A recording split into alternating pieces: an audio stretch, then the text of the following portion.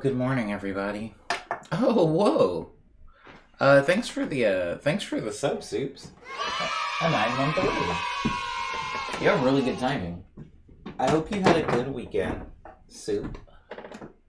And I also hope you're having that you and Noam are having a great Valentine's Day. I forgot it was Valentine's Day until about 30 minutes ago. And then I forgot again, and then somebody in my Discord reminded me about 10 minutes ago. But I hope it's a good one. Good morning, Kiwi. How you doing? Another good day, I guess. Another good day. Another sunny one. Another sunny day here in Los Angeles. You know, we've been having... I mean, it's technically winter, correct? Correct me if I'm wrong. I'm not really good with seasons because I've never lived in a place that has a proper, I guess, spread of the 4 seasons. I've only lived in the Southwest my whole life, so I get, on average, maybe 2 of the 4 seasons, like as far as we should traditionally feel them. I think that I'm used to a solid summer, and I suppose a spring. Fall is something that's a little bit new to me, and winter is something, I guess, as far as like the majority of the country, I've never really experienced on any regularity. But another beautiful blue day here. Yesterday, since winter is kind of like just spring here in Los Angeles, I went to a place called Belmont Shores. Which is like, I mean, I guess I can get into this more so in my check-in, but I pretty much just live like it's spring. I do all my spring stuff now. And then during spring, I do all my spring stuff again. I just do a second round of spring things. And then during summer, I do my spring things a third time. And then in the fall, I do spring stuff. Soup says it looks like such a nice day. It's so cold here. Word, yeah. I haven't really had to deal with that too much. I mean, in the desert, though, which is what California is, or at least the southern part of it, you have this really weird thing where, like, in the sun, you'll sweat because it's, like, 80. Like, yesterday was, like, 84 to 88. Like, those were the temperatures yesterday. Good morning, Brenetic. And so you'll sweat in the sun, but if you step into the shade, it, like, drops down, like, a solid 20 degrees. Like, and so you can shiver. Like, if you're walking somewhere, you'll be sweating, and then as soon as you're walking in the shade and the ocean breeze hits you, all the sweat on you, it like makes you cold. It's kind of annoying, but that's pretty much what it's been like here for the past few decades. Good morning, Lindsay. I think that's everybody. I think that's everybody. Thank you again for the sub soup. Sub soup? Super sub. That's what I'm thinking of. Super sub. Wow, I haven't been to Subway in a very long time. I forgot they had soup for a second. I think today is the extended check-in. It's because it's Monday. I know it's the extended check-in. I guess I have a bit of stuff to check in on. I guess I have a bit. Oh man, I have a bit. For anybody that doesn't know, over soups, this is the second to the last week of the stream, or of the season, I suppose, before I leave for an extended, undisclosed amount of time. So this will be a regular week, and then next week is going to be our finale week. And so things are going to be slightly different. I mean, as far as the segments, the same segments are going to happen for sure. But say it ain't so, says Kiwi. Oh, it's so. It's definitely so. I wish that I had a little bit more. I wish that I had a little bit more perspective on it as far as like the calendar, on like how long, because I know that roughly 2 seasons fit into a calendar year. Like every year we'll have 2 seasons, you know, like season 3 and 4 have all been within the 2021 into 2022 calendar year, because I've only been here for about a year. And so I would say that 2 seasons takes up about a year.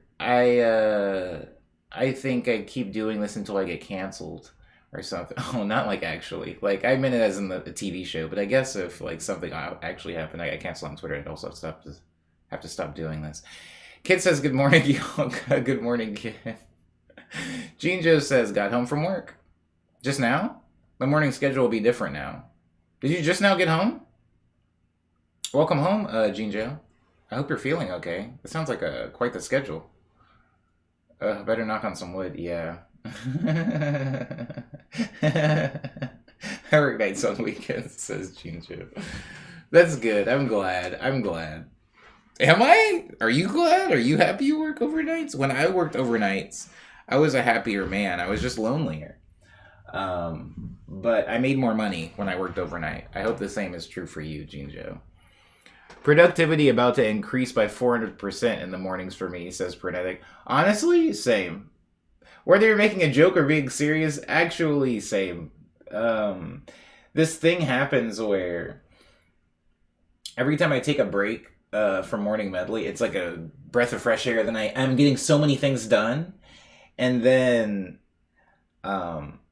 the break maybe lasts a little bit too long, and then I'm like, oh my god, how am I going to be able to do morning medley 5 times a week again? And then I get back into it, and the rhythm falls in, everything's great. And then during the last, I would say, because there's 100 episodes a season, during the last like 10 episodes, I'm like, oh man, I am tired. 100 episodes is the perfect, I mean, for everybody's different, but for me specifically, 100 episodes is the perfect amount of streams before you step away for a second. J Palms is here and says, how's it going? It's going okay. Well, I'm definitely serious, says Frenetic. Well, I'll miss you, Frenetic. I mean, it's not like I won't be talking to you still, but I'll miss this specific dynamic, I suppose, while it's gone. Cyrus says, my goodness, signal is unusable in this building. It's my lunch break? And I am in my car now to eat lunch and watch what I can before I have to return to my desk. Well, this is good timing. I really won't be able to watch anything from now on unless they fix a signal inside the building or I keep coming outside during my small lunch break. You know, Cyber, I used to eat lunch in my car. I mean, I guess I still eat lunch in my car, but I used to eat lunch in my car during my lunch breaks. It wasn't. I don't know that my coworkers were happy about it, but I just didn't want to be around them. I didn't like them at this particular job. You can talk with me now. You can still talk with me. It'll just be in my busted stream. Oh heck yeah, that's true. I feel like the cool thing about break is I'm in everybody else's streams way more often. Ugh. It's nice. Oh my god. It's gonna be cool, man. It's gonna be a clean break. Cyber says, I would sometimes come out to the food trucks to get lunch. Oh, food truck. But there aren't any good trucks here. There aren't any good trucks or food trucks? There aren't any good trucks here, so it's just my sandwich. I'm sorry to hear that, Cyber. Hopefully they come back soon. The good trucks, I mean. Sandwich. What kind of sandwich? You did say you were making a lunch yesterday. Or was that 2 days ago? I don't remember, but you did say that. I hope it's good, though, Cyber. I hope the building smells good. I hope you're, like, seeing your homies again. And you're like, oh, my God, freaking Drake? Is that you? You son of a gun. I hope there's a lot of that happening. I hope there's a lot of son of a guns getting thrown around in the building. But I also hope you're enjoying your lunch. Thanks for coming. I didn't expect to see you, so it was a nice surprise. Cyber, is that you? Oh my god. She just says it's going to feel very different not hearing Omni's voice every day. I envy all of you that are going to have to hear my voice every day. I have to hear this stupid thing all the time. And me oh God! Oh crap! It is so good to see you. Yeah, actually, finally, a good use of that redeem. Yeah, actually, I hope there's a lot of that happening, Cyber. I hope there's a lot of that. Just like, oh my God, you're growing out the beard. You're trying the beard now. Like, I hope there's a lot of that. Or like, you shaved? It's like, yeah, man. Like, I wear a blue now.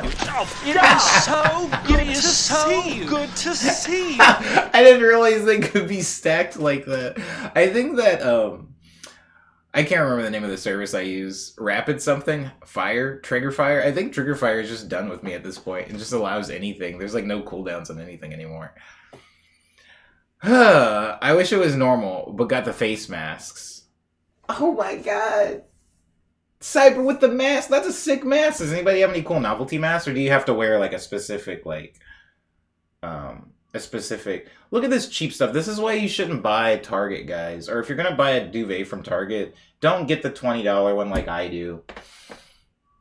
Just shell out the extra money so that you're not like literally sleeping in like somebody's needle stitch project from 3rd grade because it's falling apart, and I've only had it for about a month. You son of a gun! Oh my god, that mask looks amazing! Oh my god, Isidora, I was actually thinking about you this weekend. I was thinking about you this weekend.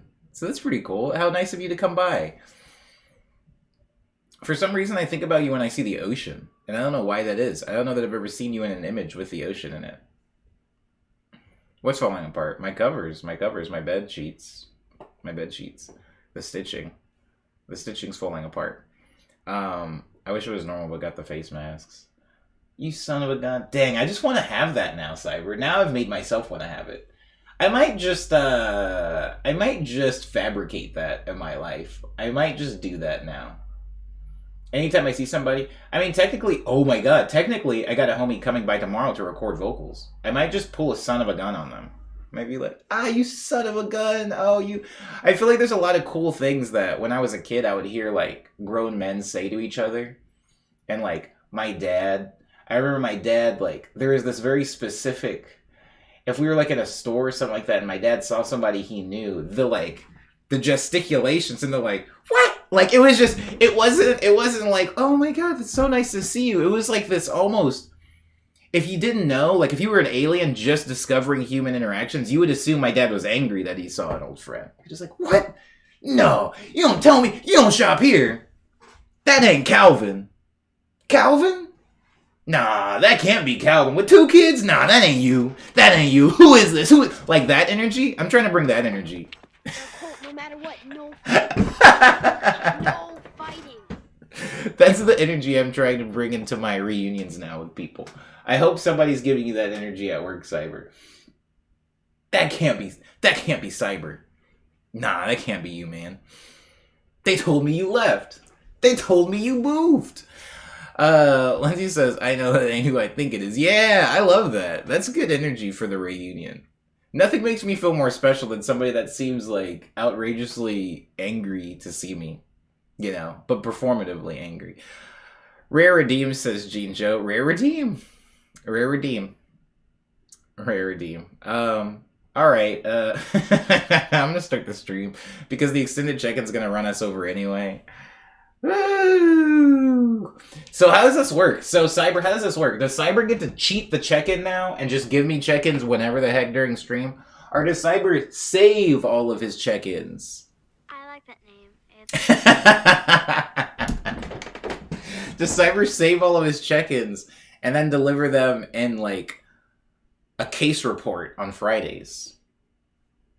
Cyber has a nice name, says Gene Joe. Cyber with a nice name. Cyber on site. Cyber's back on site. I'm guessing you didn't sleep much, huh, says Cyber. Is it that obvious? He was a skater boy. Is it that obvious?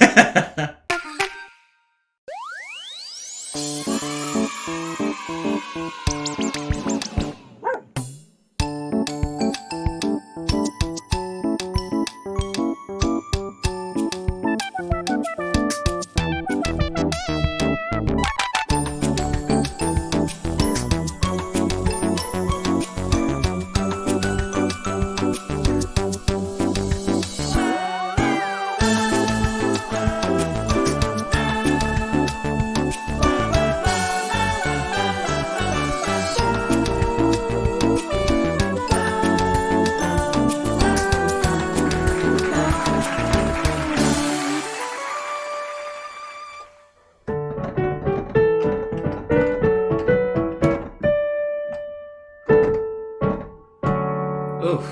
We can go louder. Wait, Cyber, did I play Apex with you? Okay, I have like my mic's on Apex setting. Oh! Sorry, this is a sloppy start. Do better. Ew, why are you wet?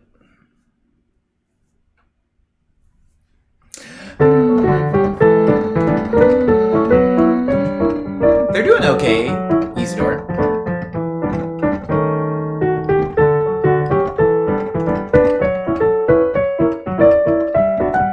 What are you about to lose, Kiwi? The game? Or your mind? Because I would argue if I play Apex with you, we'll both lose it.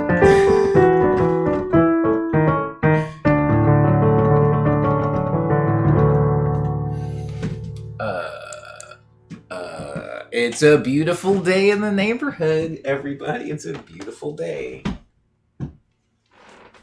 It's a beautiful day. Welcome to the... okay, so this weekend, I'm not skipping to my check-in, but this weekend, there's nothing to say. Sorry, there's not much. I don't have much to say, says Cyber, other than that I packed yesterday and washed my car, congratulations, vacuumed and touched up the dirtiest parts with a rag.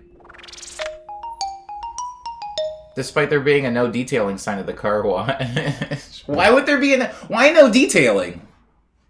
Thanks, Lindsay. In order to play Apex with you, you have to join us. I'll hop on. I'll hop on. I'll get out of retirement.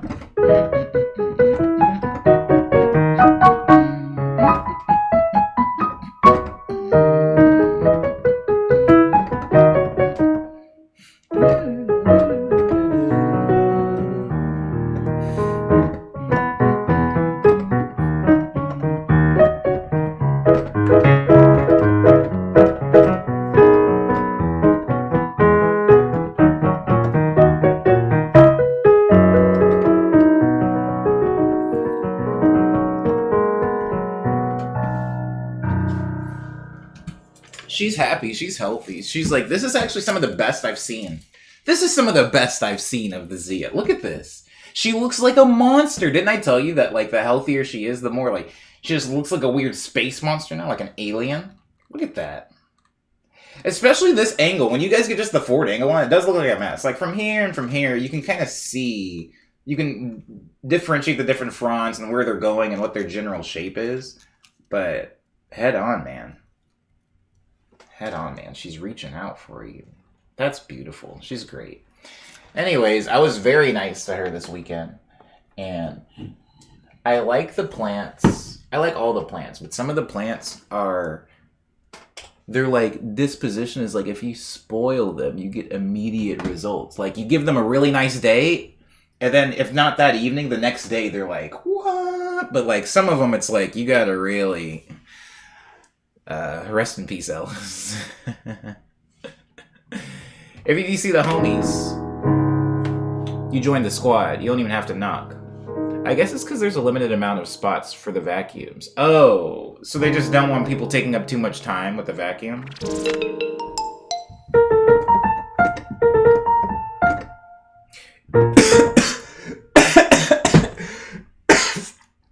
Sorry.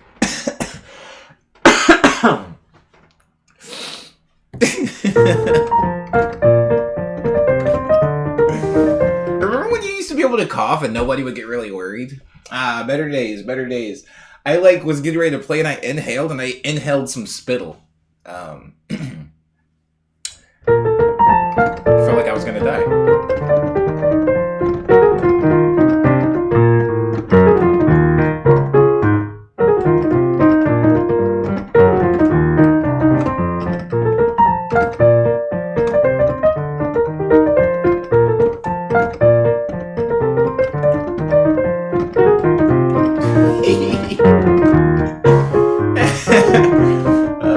Does the medley exist?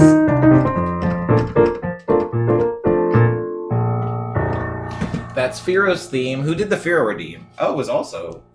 Whoa, did you guys see that? Oh, sorry. The sun bounced off of one of Firo's leaves. No, it pushed the thing. It pushed the thing. Whew, okay, that's Firo. Firo's happy, healthy. Z is happy, healthy. Predicts check-in is the hog. Sorry. The hog clips we ordered to secure the fence came in. I didn't know what a hog clip was, so that's why I was laughing. I thought that maybe you had ordered some type of artsy, like, you know, something like an artist on Twitch would make, like a little pig clip, like a clothesline pin, but shaped like a pig. The hog clips we ordered to secure the fence came in. Ran into a friend who transferred to our Home Depot and talked about a couple other solutions to keep dogs in. Bought 36 inches of steel stakes, 36 feet? 36 inches of steel stakes, too. I played a bunch of Lost Ark and not sure how long we'll all stick with it, but so far the group is really enjoying it. Sunday the special pliers came in, so I stitched the fence up real good. Did not watch Super Bowl, did not watch Super Bowl, did not watch Super Bowl. No Super Bowl for Frenetic, but you did play Lost Ark, which is what I heard a lot more about Lost Ark than I did about the Super Bowl, and I live in Los Angeles, so I still haven't actually seen any gameplay of this game, but man, everybody's talking. The buzz is alive for Lost Ark. Oh, man. I copied, please delete.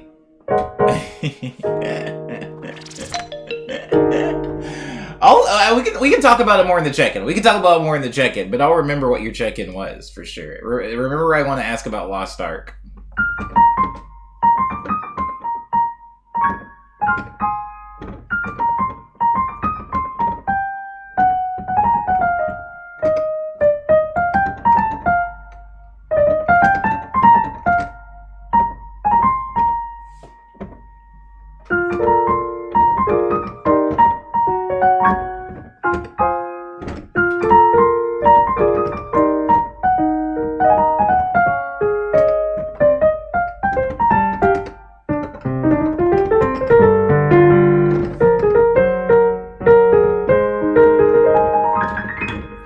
That's an Agnes redeem. Agnes is back on the floor where she used to be. Now she's chilling.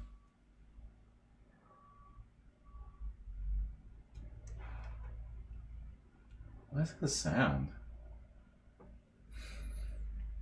Whatever, I don't care. It's outside of my control. Oh no, Petty. No, this isn't the check-in. Guys, stop turning in check-ins. Stop turning in check-ins. Those first two were a mistake. Those first two were a mistake. Oh no. Petty, I'll read it. Petty, I'll read it in the check-in. Petty, can you copy that and then send it in the check-in? I'll make the medley short, I promise, because I know the check-in's gonna be long anyway. My bad, says Petty. Don't worry, Petty. You're good. You're great. Thank you for participating in the check-in. This is my fault somehow. I'm not to get to my check-in, but I did go to Union Station during my weekend, and I played on the piano there, which is sadly, I'll get more into how that was, but it wasn't to my liking. But when I played it, I started messing around with this chord, which some of you might remember as the first chord to Liminality.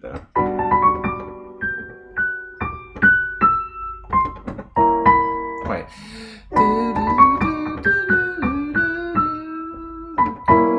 Ew. Did I forget how to play it?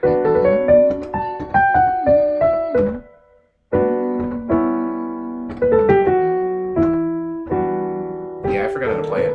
That song doesn't exist anymore. Anyways, I was playing this first chord.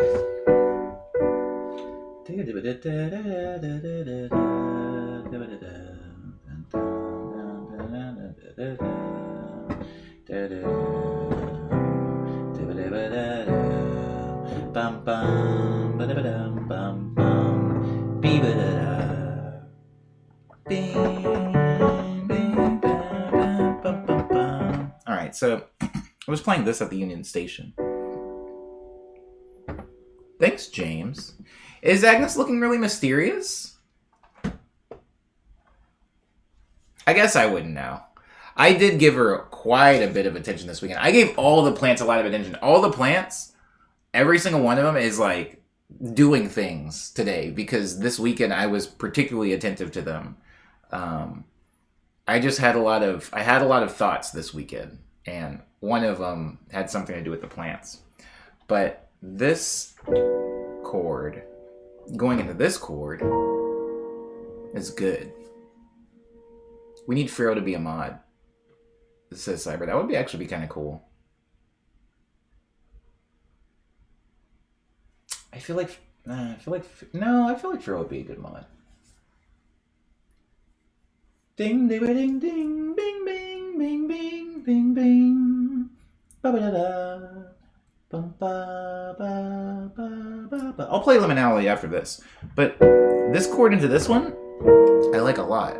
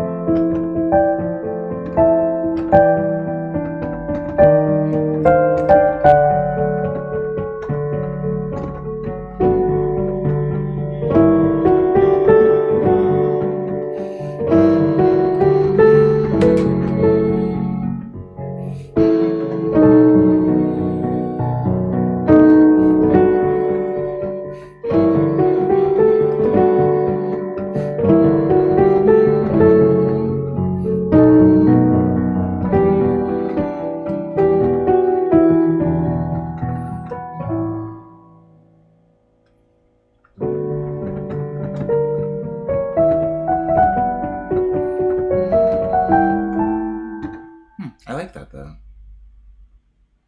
What is that? You've been here all week, Bram. Can you chill? Yeah, something's been at like the bottom edge of my glasses since I was walking yesterday. It's so annoying. Ba, ba, ba, ba, ba. I like that. Na, na, na.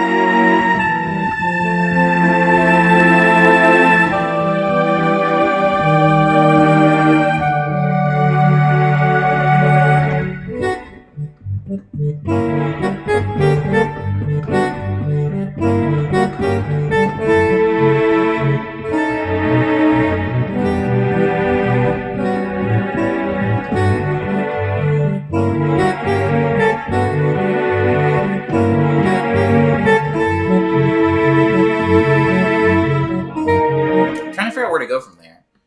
I want the song. Basically, my goal for this song is for it to sound.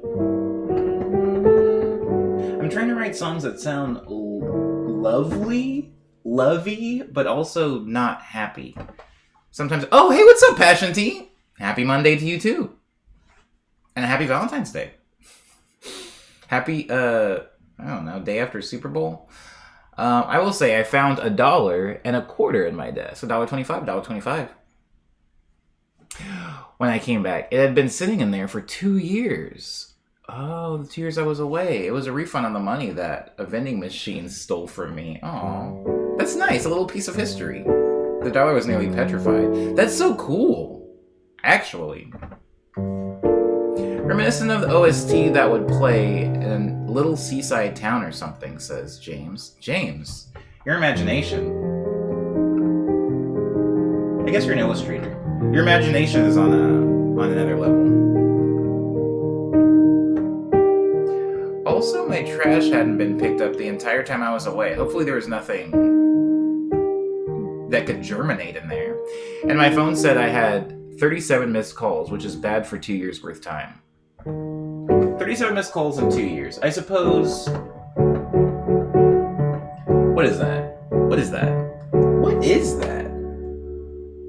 What's that, like 17, 18 calls a month?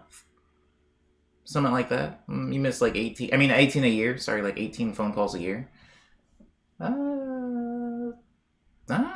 I'd say I make about 18 phone calls a year.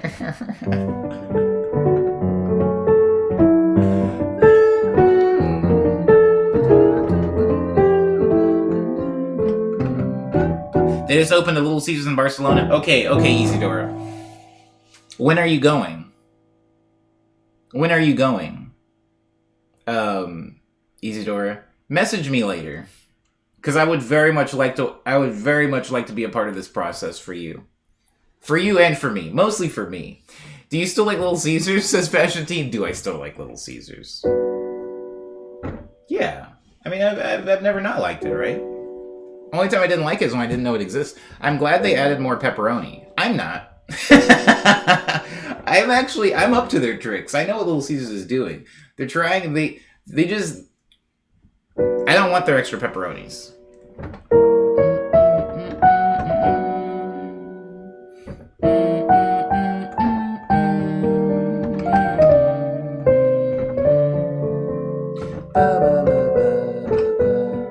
Hungry Howie's knows what's up. Whew.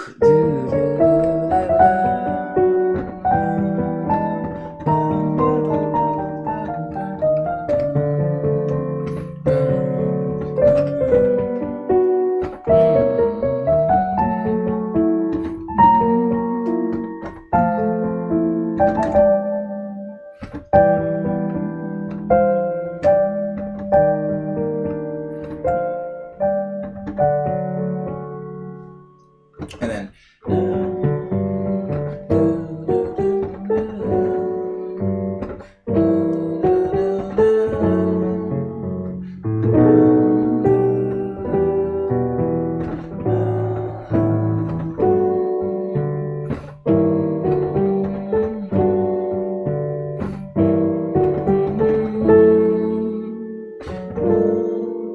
I'm trying to figure out where to go from there, because I don't want to go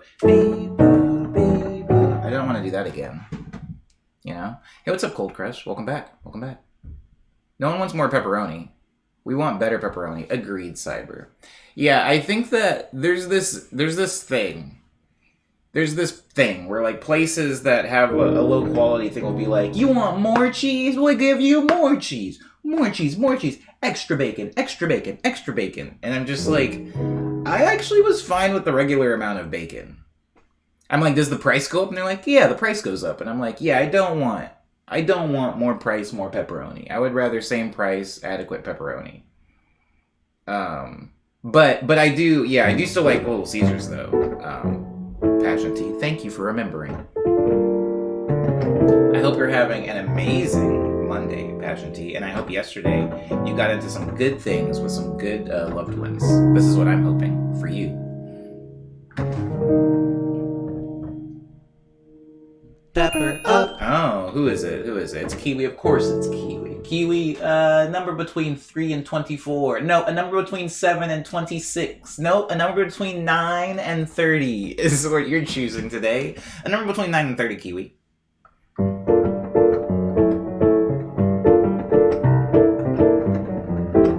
Do you ever make something?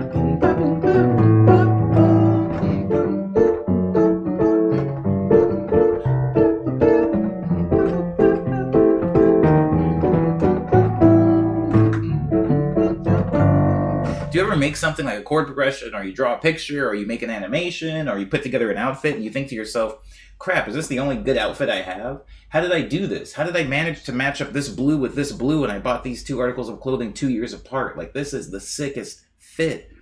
And I feel like I'm lying to everybody by wearing it, because this is the best I have. They might see me, and they might think the whole thing is like this, but I don't even know how I did this, y'all. Like, the stars just aligned for me. Sometimes I feel that with chord progressions. That chord progression?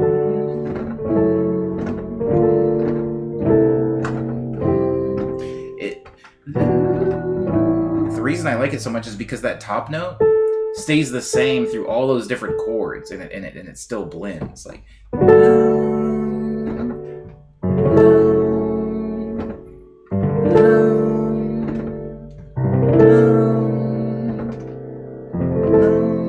and all those chords are different. This chord is different from this chord, which is different from this chord, which is different from this chord. But having that note above them, it always fits.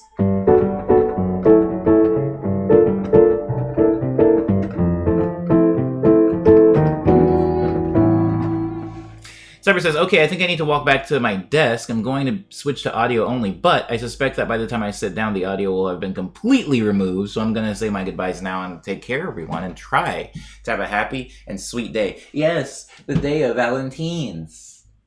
V-Day. I think V-Day is Veterans Day, actually. I don't know if I can call Valentine's Day V-Day, so let's just stick to Valentine's Day for today, huh? Happy Valentine's Day. Happy Valentine's Day, everybody. Happy Valentine's Day. I'm going to play that chord progression. I'm going to play that idea one more time, just so it's kind of like solidified in my brain, because I know I'll forget it otherwise. Ooh, nice sound, nice sound.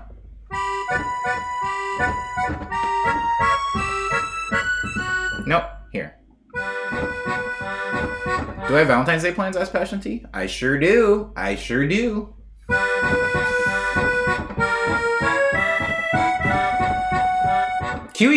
Kiwi loves French folk music. Kiwi, I used to take care of this kid for work, and when I tell you that this kid loved crunchy peanut butter, like would just eat it straight out of the jar. It was so easy to like make a snack for him that he liked. Like I would just put crunchy peanut butter next to it. Like even if he was just eating like a freaking like pudding cup and had an actual like ham sandwich, I'd be like, here you go, and here's a little bit of crunchy peanut butter. And he was like, it was so easy that it helped my self-esteem, because I was like, maybe I am like a valuable human being. Maybe I'm not just worth garbage, because I was able to bring him happiness. And you love French folk music, and I know you like it. You've never explicitly told me this, but I know the Bandonian and 3/4. I know you like it. Lindsay says, oh, you do have plans? I have plans every day. So, yeah. I have plans every day. I miss the days where I would just wake up and go like, well, I already beat Kingdom Hearts twice. I got $15. The world's my oyster. Like, I don't have that anymore.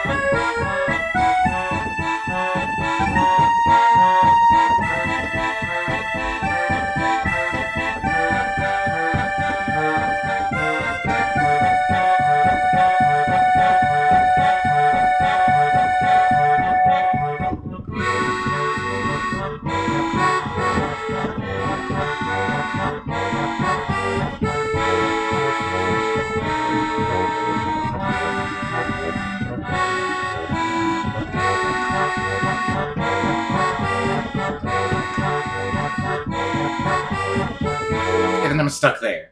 I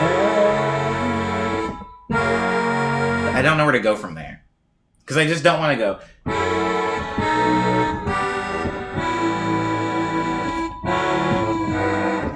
I don't really know where to go, but I like how I got there. I just don't know how to get out of there, if that makes sense. Oh, I know what the question was pertaining to, Lindsay. It's Valentine's, and I have Valentine's Day plans. I didn't lie. And it's true, I also have plans every day. Kiwi says, I'll take a peanut butter, whether or not it's crunchy. I don't really like crunchy peanut butter, but I respect it, I guess, as a thing. I was always appreciate a good crunch. I like crunchy things, but I think the reason I don't like crunchy peanut butter, oh, that's weird, actually, because I like peanuts, you know? I think something about crunchy things being like biting into a soft bread and then there being crunchy stuff. And I don't actually know because I like crispy bacon. I don't know. Maybe there's something wrong with me. Maybe. There's definitely something wrong with me. Hello, Simulation Cat. Welcome. The county fair comes to my town every February. My Valentine's plan, says Rad, is to go there and eat turkey leg. Turkey leg! While glaring at the couples there on a date. I'm sorry.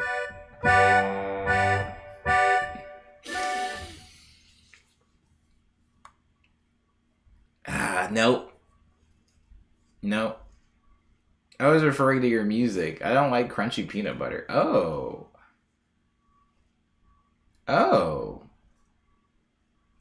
Interesting. Yeah. Well, I'm glad that I was right. I'm glad I was right anyway. You like the French folk.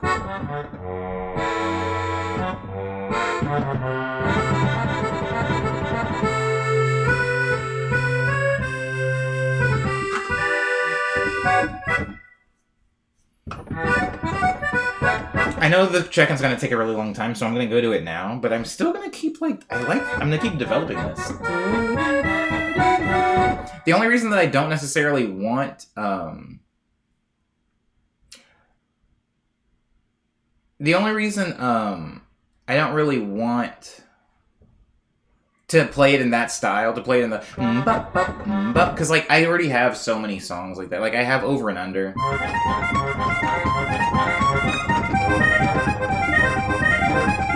Like there's nothing wrong with having songs in 3/4, but it's like I have that, and I think I also have that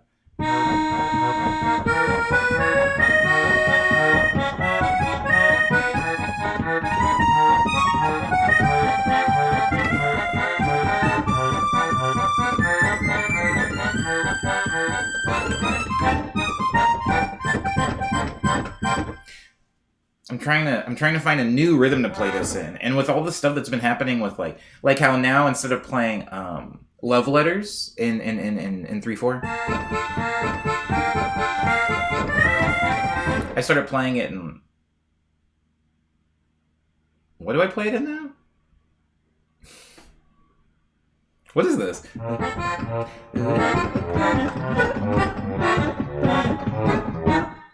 What is that? 1 2 3 1 2 3 1 2 1 2 1 2 3 1 2 3 1 2 1 2. 5, is that 5/4? I think that's 5/4. Right? Uh-oh. That's 5/4, right? Oh man, I don't know music theory enough.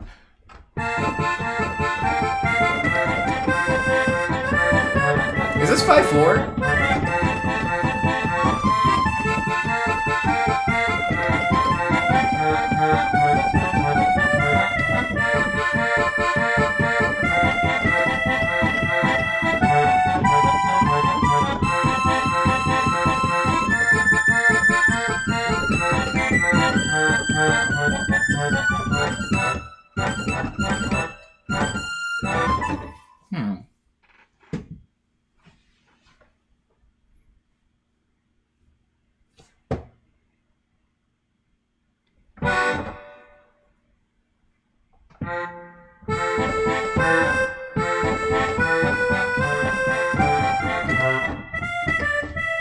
That's what it is?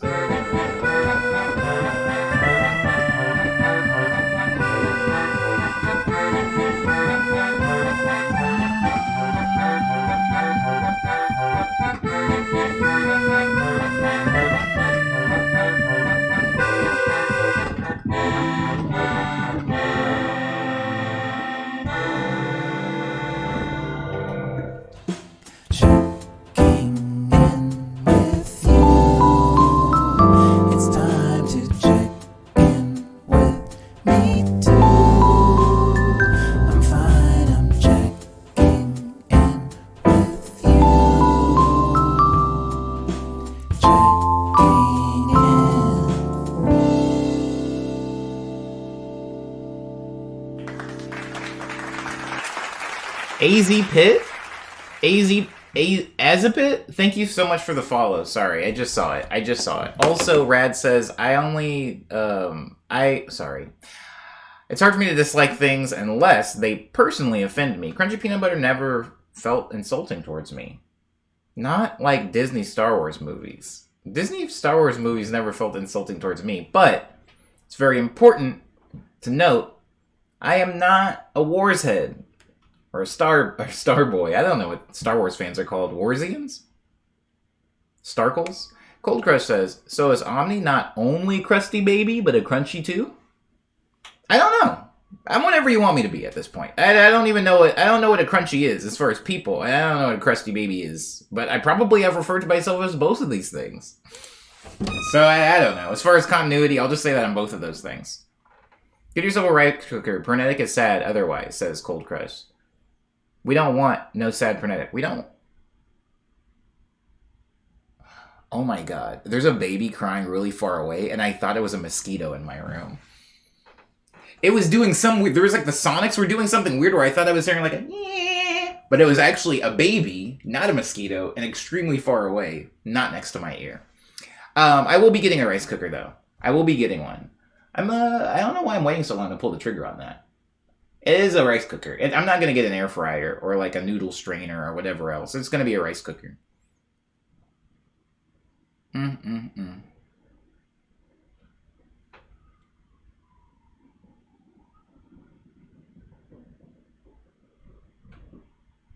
God, the sounds, man. The sounds. I'm so glad that my hearing works. Do you ever, like, sometimes you're, like, experiencing a lot of sounds, and even in all of the maybe overwhelming of your senses, you're like, dang, I'm kind of grateful that I can at least hear things, you know? Anywho, Rad says, The Weeknd is a Star Boy. I remember that album. But Omni is an Omni Boy. Thank you very much, says Rad. I am an Omni Boy. I am that.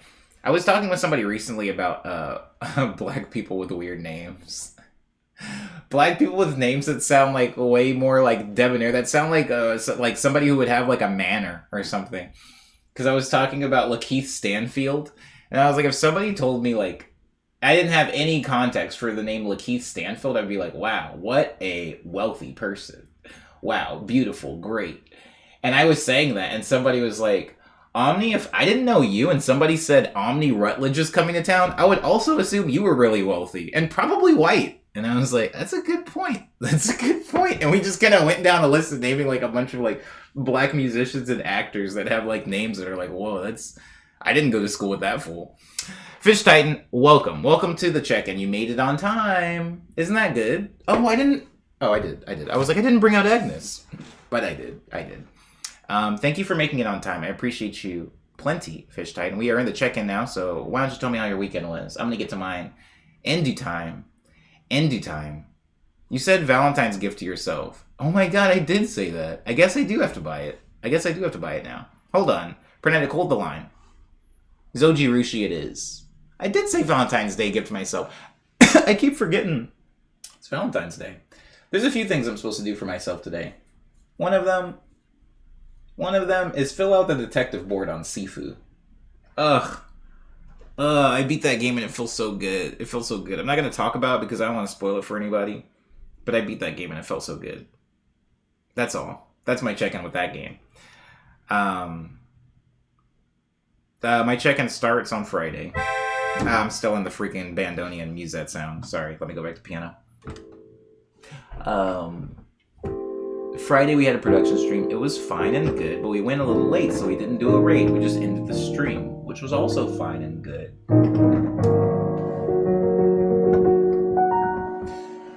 On Saturday,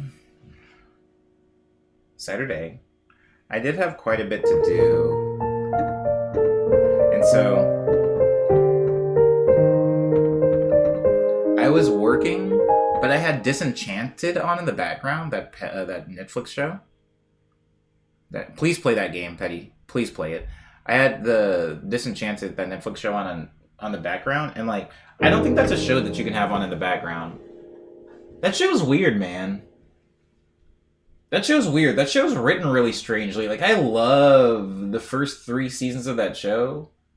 I especially love the first 2 seasons. Then the third season was pretty chill, and then like the fourth season, I can't tell how to feel about it. And I think part of that's because I was working while I was watching it, so I wasn't really like soaking it in as much as I should have. And I don't think that that's one of those shows you can watch passively. Like you got to really be like plugged in on because stuff happens so freaking fast. Is that like a magic show? Kind of, Kiwi. It's like, remember The Simpsons? And you know how Futurama was like The Simpsons, but in the future? Imagine if this was The Simpsons, but in like medieval magical times. It's basically like a very familiar rhythm when it comes to like writing and animation. The way it looks and feels like Simpsons and Futurama. It's just the setting has been swapped. It's a really good show though. I genuinely like it. I think that The Simpsons is indicative of the time it was in the same way that Futurama is very indicative of the time that it came out, and as far as like the writing and the jokes and the types of characters. And I think that this is just another step in that. And Matt Groening, I always say Groening, but I don't actually know how to say his name. Groening? Groening? I'm going to say Groening. Matt Groening, I think I appreciate, even though I know that the Simpsons monster, the Simpsons machine, that is like the Fox machine, now Disney, I guess, since Disney bought Fox, that machine can't stop for reasons, so I understand why The Simpsons is still going, but I do respect people ending their projects and starting new projects. I kind of like that, you know? If Family Guy just ended, and then Cleveland Show happened, which, by the way, I didn't watch, and then American Dad happened after the Cleveland Show ended, which, again, I didn't watch, that'd been cool, but, like, they were all going simultaneously, I think. Again, I wasn't really watching them while they aired, so I feel like they were going all simultaneously, and that's a lot. But, yeah, I like that, like, The Simpsons to me is over. Like, I don't watch The Simpsons anymore. But I loved that show, and the Futurama's over, and I loved that show, and now this is happening. And I hope it is also over soon. I hope maybe in the next season it's over. Not because I'm not enjoying it, but just because, you know, I like it when things end. Isadora says, do you have any movie recommendations, Omni? Isadora, watch, Nightmare Alley. I think it's on Amazon Prime, Hulu. I think it's on Hulu, actually. If you have a Hulu account, watch Nightmare Alley. It's a pretty good one. I like it. If you have Netflix, watch Power of the Dog. And if you have Amazon Prime, watch do I have an Amazon Prime movie recommendation? Come on, Omni. Wait, was Nightmare Alley on Amazon Prime? Or was it Hulu? It was Hulu. I can't think of an Amazon Prime movie right now off the top of my head, Isadora.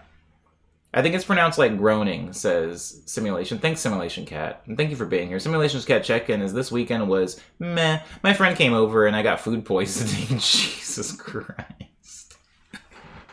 I don't know if I'm reading that with the right tone, but I'm really sorry and I hope you feel better. Simulation Cat, I got food poisoning from some ramen from a place called Daikokuya about a year and a half ago, and I still haven't been back. Isn't that sad? I still haven't had the ramen there. That's how freaking sensitive I am to food poisoning. I feel betrayed emotionally. Kiwi, did you ever actually give me the number that you chose for the bow tie? I'm pretty sure you did, and I just didn't see it, but can you give it to me again so I can choose the tie for your Dapper app? Thank you. I appreciate you. Sorry, I'm still catching up. I hadn't checked out the new season yet. I love the first couple, says Petty, talking about Disenchanted. Good show, solid show. I really do like that show. I think I appreciate the backgrounds in Disenchanted more than anything, says Lindsay. That's how I feel about, what's it called? Great Pretenders on Netflix. I love the backgrounds. When you said something about the backgrounds, that's the funny thing. You said something about the backgrounds to me, and I don't even know if I replied to you. That's how whack I don't even know if I replied to you, but I heard it. I read it and I internalized it, and as I was watching the show, I was like, these backgrounds are pretty sick. I want to get better at that, but I'm not getting any better, if I'm being honest. I'm not getting better at that, but I like see people say things to me sometimes, and I internalize the information and I act on it without ever telling the person, like, hey, I heard you. I did see this. I did hear what you just said to me. I'm way better at it in person, for sure. I talk too much in person, arguably. Kiwi says, yeah, they're all going at the same time. They were okay. They're really good at making characters that suck real bad, says Kiwi. That's a cool thing, I suppose. I don't really watch Seth MacFarlane shows, but I do appreciate him as a thing, as what he is. I think he's important, but I don't really, like, I feel like I just missed the bus on a lot of his cartoons. I just started watching Documental? And that show is so good. I've never heard of this. Documental. What's it about? Can you give me like a quick, like the cliff note? Easy says, I loved Power of the Dog. I'll check out the Hulu one, please. Power of the Dog went hard. It went hard. That movie's good, man. Hard to recommend. The only reason I recommend it to you, Easy is because I feel like we have like... After you recommended me...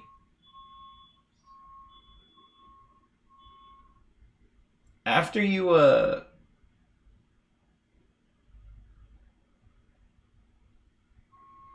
Why is the garbage truck here?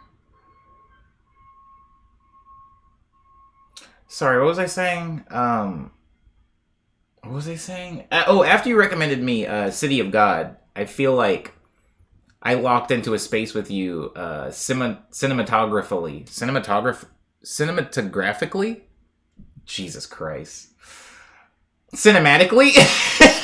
Can I use that? Can I incorrectly use cinematically so that it's not like jumbled in my mouth? Isn't Futurama getting another renewal, says Fish Titan? If that's true, it's news to me. Yeah, I didn't know about this. You know my sense of humor, says Simulation Cat. Yeah, I do. I hope the food poisoning leaves soon. I love food poisoning. Not when it happens to me, but I like it as a thing. I picked 12. Thank you, Kiwi. I like food poisoning as a term because you've been poisoned. That's what it sounds like. It sounds like, oh, they've gotten me. They finally gotten me with, what's it called? Lockheed? 1, 2, 3, 4, 5, 6, 7, 8, 9, 10, 11, 12. Oh... I think we actually just had this one, but it's okay because I feel like it'll look nice over this shirt. Today's bow tie is black with silver paisleys. Beautiful. It's like a couple of paisley fishes. Isn't it nice? Because even like the shape of the bow tie almost seems to be in motif with the paisleys. Obviously, it doesn't keep that shape once they tie it and put it on, but it's nice to think about. Nice to think about accidental theming. Same with Great Pretender, says Lindsay. Good backgrounds. Check-in for Fish Titan says, I got a new video finished and went to the chiropractor for the first time in years, but yesterday was horrible. Sorry, am I reading that right? Nope. I'm reading it right. Yesterday was horrible. I'm really sorry to hear this, Fish Titan. Sounds cool, though. Chiropractor. I've never been to a chiropractor. Did they fix you? Did they fix you up? Do you feel better at all after going? You didn't respond, but I'm glad you noticed, says Lindsay. Yeah. I don't be responding to things. I'm whack. But I sometimes notice. I can't even be dishonest and say I always notice. Sometimes people say things and I just legit miss them. Or this, I do this thing too. If somebody sends me a text, and this is hard because it's like your follow-up question is, Omni, then what am I supposed to do? How do I reach you? If somebody sends me a text and I don't see it, and then later they send me another text. So now there's two texts. Like if somebody sends me a text that's like, bro, you seen this? And it's like a trailer for Kingdom Hearts 17. I don't reply because I don't see it. Then they send me a follow-up text where they're like, yo, you busy today? I open the thread and I only reply to the most recent message. I don't reply to anything else up there. And some people will be like, yo, did you also the Kingdom Hearts thing? Did you see that? And I'm like, oh, nah, I ain't seen that, bro. I ain't seen that. Sorry, you got to refresh on me. You got to refresh on me. Simulation Cat says, Documental is a Japanese show on Amazon Prime. They put 10 comedians in a room and people get eliminated if they laugh. Oh, that actually sounds amazing. I do have Amazon Prime. I will be watching this. Speaking of Japan, I watched something on Naomi Uemuda, I think his name was. Some like adventurer, this Japanese adventurer who would like go and he like climbed Mount Everest and then he climbed Kilimanjaro and then he like dog sledded across the North Pole. Like he was doing all these wild things, and he has all these awards and books and whatnot. But the weird thing from the documentary, my one takeaway is that he had a wife. And I'm just like, bro, what? Anyways, Cold Crush says, City of God is one of my favorite movies. I used to even have a poster in my room as a teen. That's pretty sick. A City of God poster will go pretty hard. Cinematically, thank you, Lindsay. I think I eventually reached it. Tinder has given me emotes for Trash Truck. But he left, I think. At least I don't see him anymore. You heard him, right? I didn't imagine that. I didn't materialize a garbage truck. I love food poisoning, says Omni, says Rad. Says Omni, says Rad. I love this one, says Kiwi, talking about the paisley bow tie, the silk silver paisleys on black. I like that bow tie. It's cute. I like that name. Cold Crush says, oops, no, I wasn't a teen. I was a grown-up. I thought the movie came out in the 90s, but that isn't true. I mean, both things can be true. I have to go, always. Always a pleasure listening to you, Omni. Goodbye, Isidora. I don't even know if Isidora heard any of the things I said then. Goodbye, Isidora. I hope you enjoy the rest of your day, and thank you for stopping by. I appreciate you. Fish Titan says, my neck still felt a little weird after the appointment because I just didn't get any sleep the night prior. But my back definitely feels better. Well, I'm glad your back feels better. I've been having a neck problem, and the embarrassing reason why is because I was taking a cold shower because I didn't have hot water, and I was bending down. I was bending my neck to wash my hair, but my whole body was like tense. And as you know, it's like yoga, right? Like if you're doing like a weird bend, you have to like relax your muscles. You can't be tensed up because you'll like mess yourself up. And I messed up my neck by just being super tense in like ice cold water while moving my neck around. That's where I am. That's where I am in my life right now. Simulation Cat says it's super funny talking about documental. I'll watch it. Your takeaway is he had a wife? Says Lindsay, yeah, that's my takeaway. Because like somebody, like, I just can't imagine having a loved one at home.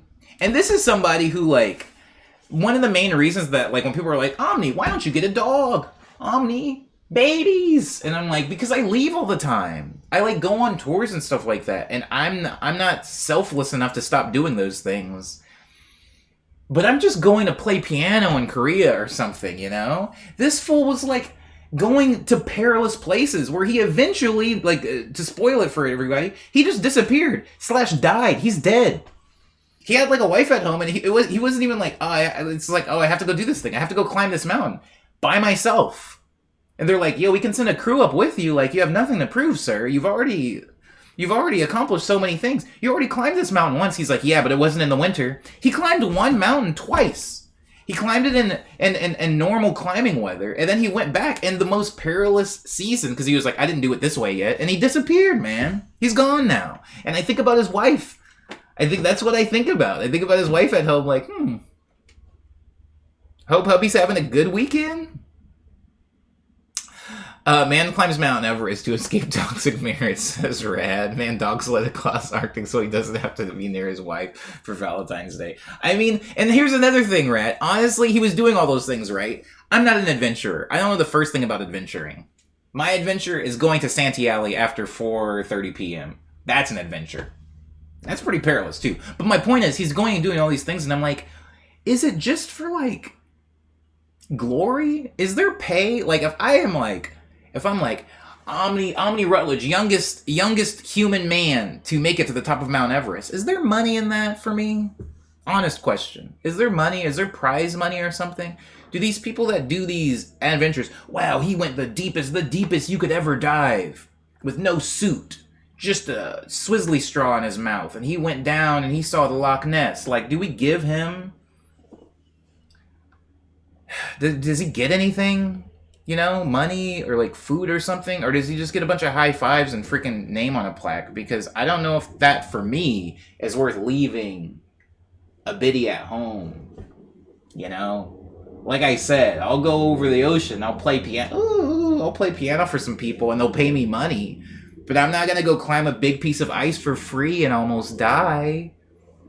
Do you even have health insurance at that part? Will anybody insure you? Simulation Cat says, I considered being a National Geographic photographer, but you have to be away from home 90% of the time. Yeah. which sounds amazing, actually.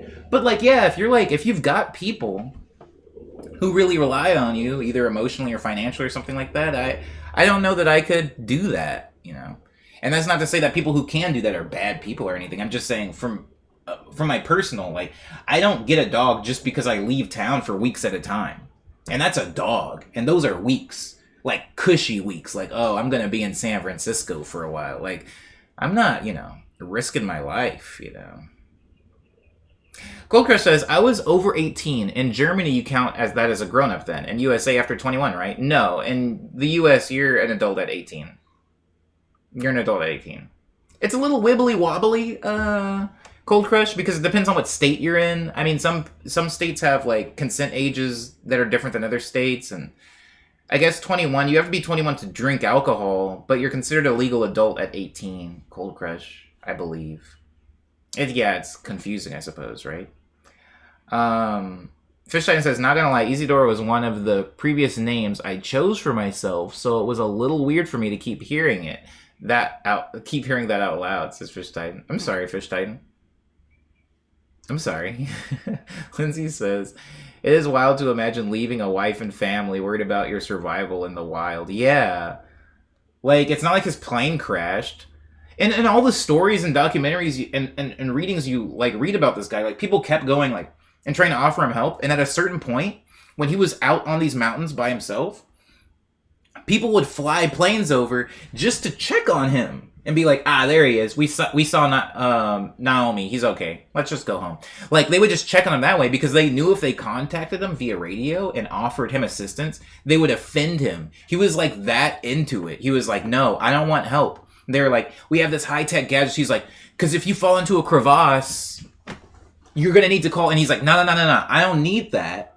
I'm just going to take a really long bamboo stick. He took a big bamboo stick and he put it on his shoulders long ways like this, so that if he slipped into a crevasse, the bamboo would, boop, like, stop him from falling in the hole. He was doing that way beyond, like, sticks being the most advanced technology humans have. Like, he was putting himself in the most perilous, weird situations for his own. And I understand that. As an artist, I understand when you put yourself in a bad situation and people are like, dude, it could be way easier. And you're like, no, just let me do this. I have to do the thing. So I totally get him on that. But it's just weird because he could have died and his wife was just at home chilling. At least I assume she was chilling. I don't know. Maybe there's, like, Red Bull sponsorship, says Lindsay. Yeah, I guess into modern day, Red Bull definitely likes that kind of stuff. If you're trying to do the first kickflip on Mars, I feel like Red Bull gives you a little bit of money. I think there's probably something internally satisfying about doing these things. Oh, definitely, Rad. I know that there's something internally satisfying about doing those things because I'm internally satisfied all the time from accomplishing things that pay little to no money. But I'm just asking specifically, is there money for those people, for adventurers? Are we giving them money? We being humanity, I guess. Not me.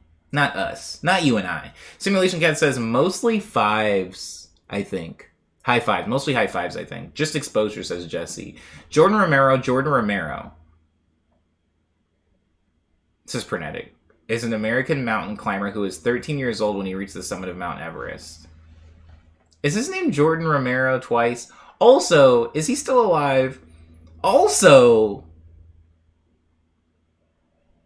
I think I can do it younger.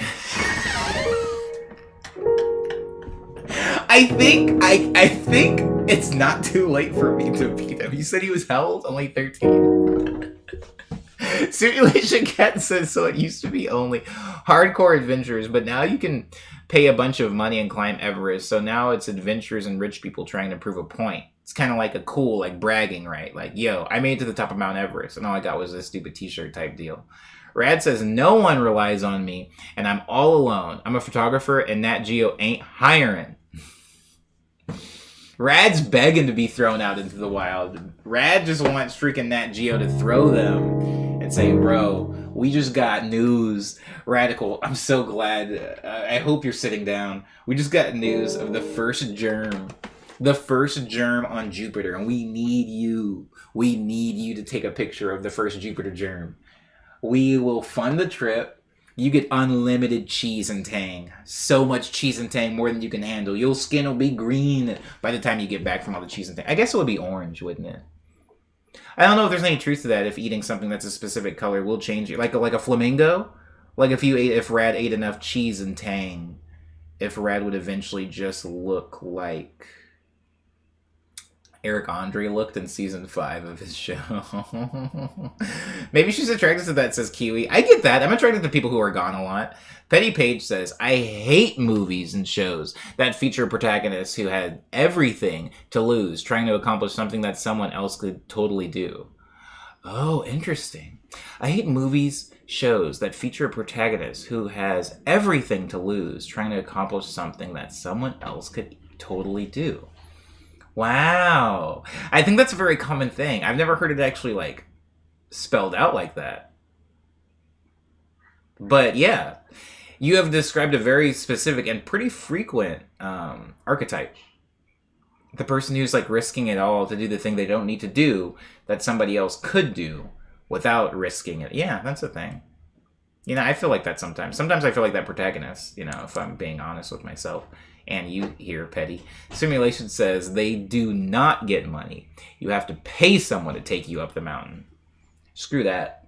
I'm taking my bamboo sticks. I'll make it up there. There's just nothing up there for me. If somebody was like, see, this is what we need to do, man. We need to destroy all of the In-N-Out burgers. Wait, hold on. Before I end that thought, Radical says that's the dumbest. Sorry, that's the dumbest thing I've ever heard. They were worried about offending him, so they got a whole helicopter to check on him. I feel like if I was doing something dangerous, people would probably just let me die. I think they got a helicopter to check on him because they admired him. He was like a hero. He was like their like freaking Michael Jordan. They were just like, oh my god, he's really doing it. He's really doing it. How far is he? He hasn't radioed back. Let's check on what summit is he at? And they would see stuff left behind. They were like, okay, so he's definitely past here. I think they loved this man, but they didn't want to offend him. Like, he would show up to the mountain with a backpack with like a JanSport, a bottle of cheese, and a bamboo stick, and they were just like, whatever you need. Right this way, sir. But I think if anybody else showed up with like him, they would have stopped them. I honestly think that if I showed up with the same amount of gear he had trying to go up the mountain, they'd be like, sir, you will die. Sir, have you ever experienced 20 degrees? And I'd be like, yeah, man, it's no problem, boy. And they're like, this is negative 40 degrees. And I'm like, please, I'm wearing like 3 layers, bro. Let me up the mountain. I got warm cheese in this thermos. You still have 2 more years of these, says Lindsay. See, yeah, I can still beat him. 13 up Everest is wild, by the way. So shouts out to Jordan. Shouts out to Jordan. That's wild. That's wild. The politics of Mount Everest right now are really interesting, actually, because it's becoming a destination spot for rich people, but it's so dangerous for people who aren't super in shape. There's a darkness behind it. Ugh.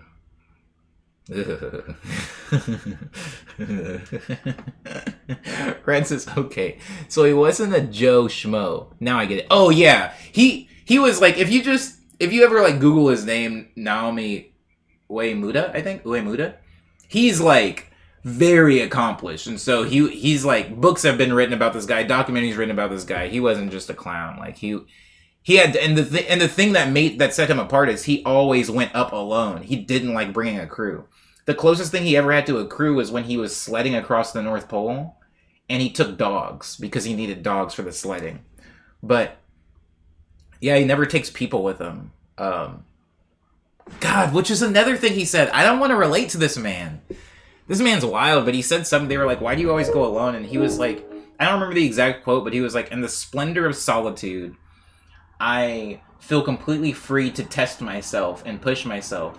But I never want to push myself and test myself in front of others. And I was like, dang, man, that crap is true. Like, whenever I'm alone, that is when I'm able to push myself the hardest. Because when people are around, maybe it's a shame thing. Maybe it's like I don't want to worry other people. But when other people are around and you're really pushing yourself to your limits, people who love you will worry about you. And people who hate you will ridicule you. And neither one of those things are particularly helpful if you're trying to push yourself to a limit, you know?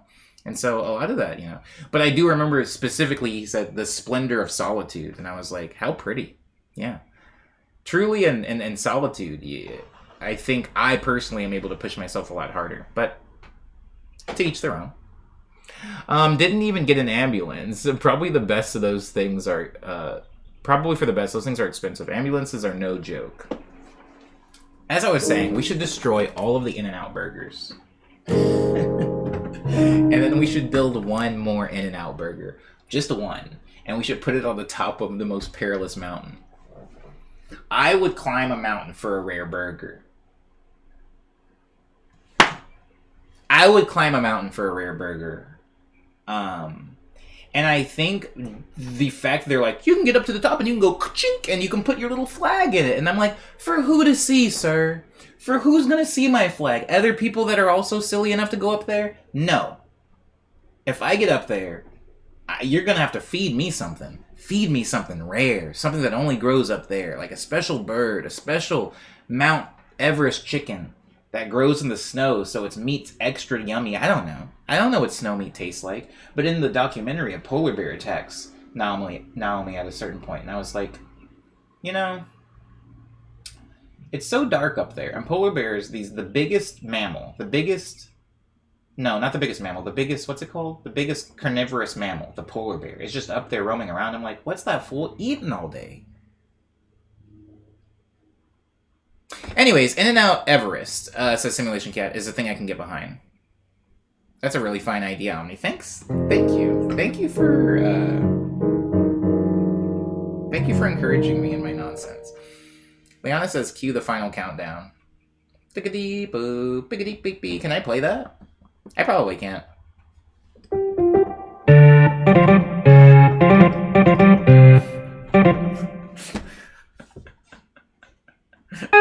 Oh crap. I can't lose it this early in the thing.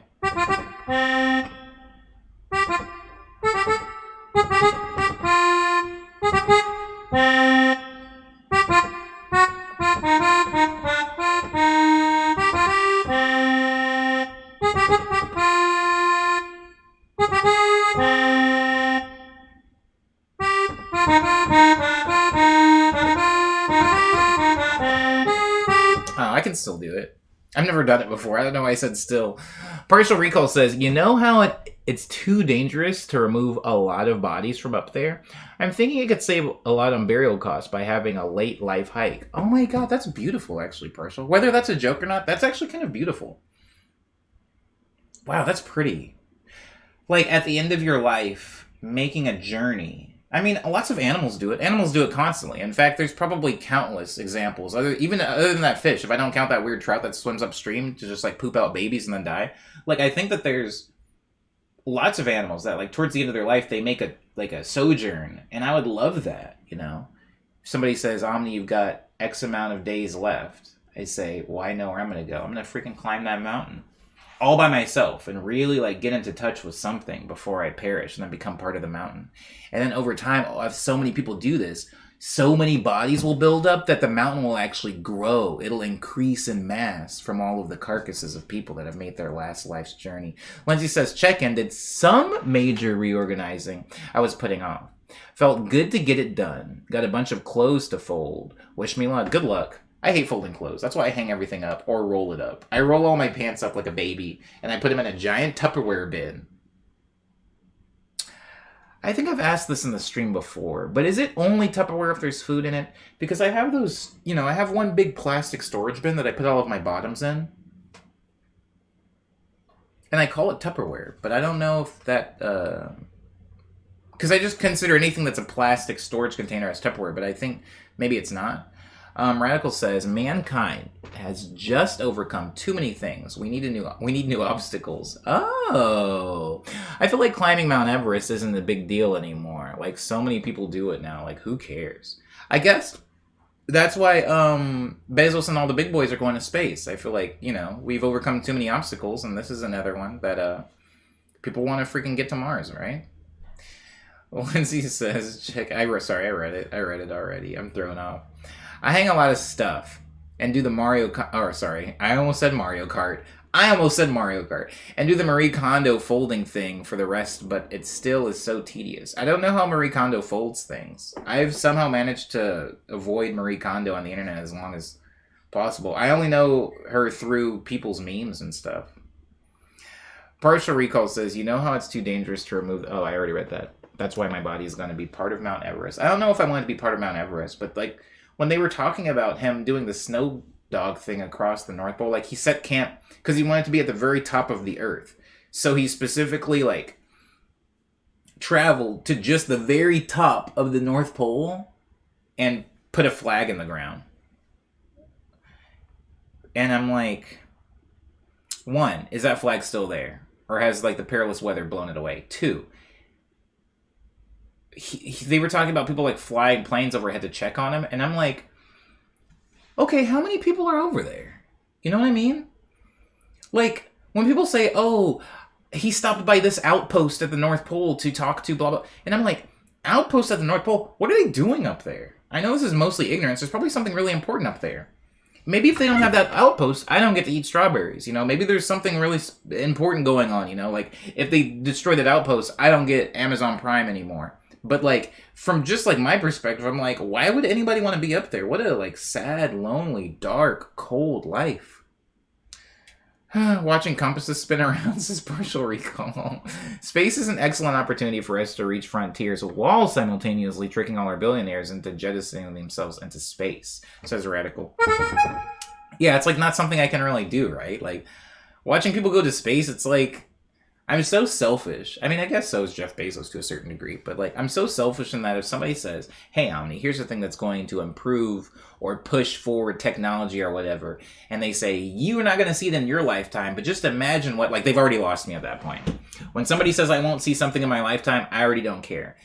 And there are certain things that I can do, you know, for the good of mankind. It's like, oh, recycle, and I can, like, compost or something like that, but don't try to get me hype on a thing I'm never going to experience. I feel like it's common sense for me to not get excited about things I can't experience. And nobody I know can experience. It's different if somebody's like, Omni, I'm moving. And I'm like, oh my god, where are you going? They're like, I'm going to Busan. I just got a new job in Korea, bro. And I'm like, wow, I don't get to have that. But I'm really happy for you, dude. But if somebody was like, Omni, give me money, because one day in 700 years, somebody's going to be able to have a sick job in Busan, dude. I'm like, that's fine. I'm going to hold on to my money. That's how selfish I am. I don't know that dude. I got to know who's reaping the benefits, or they have to at least exist today, right now. Even if they're a baby. Somebody's like, this baby's going to get a job in Busan. Wouldn't you want that? I'm like, all right. Look at the little guy. Look at that little circle head. I kind of want that circle head to one day work in Korea. But if you're telling me, like, future generations, man, they don't exist to me. I don't know. I haven't seen them yet. It's looking pretty whack for my own generation. You can't ask me to care about ones that don't even exist yet. Watching compasses spin around sounds like a good time kill, though. Sounds like a good way to spend time. I've only owned one compass in my entire life, and I'm pretty sure it didn't work because it came in a box of Frosted Flakes. And I just didn't... I don't remember why that happened. Does cereal still come with prizes at all? Is that, like, not a thing anymore? Radical says, imagine if Jeff Bezos makes first contact with an alien planet and the aliens believe we're all just like Jeff Bezos. Well, we are, aren't we? Radical. What am I? What am I but young black Bezos?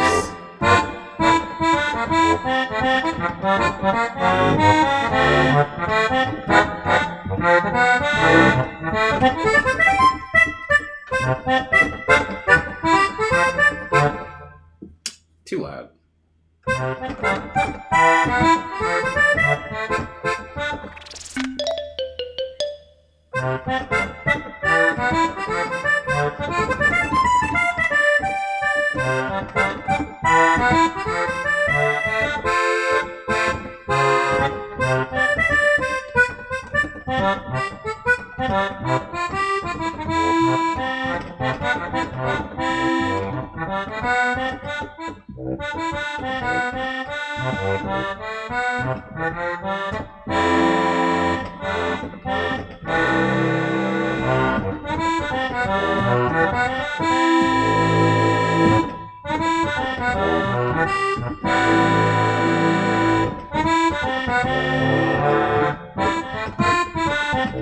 Where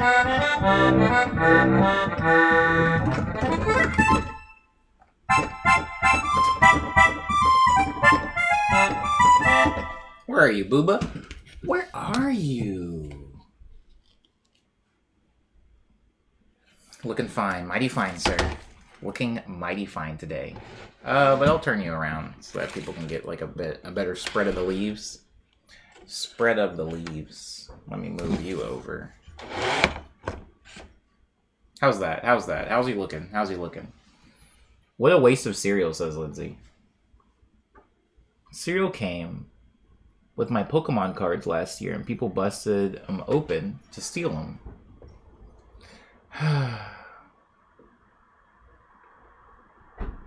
Thanks, Lindsay, for the Booba redeem. Pokemon cards are stupid.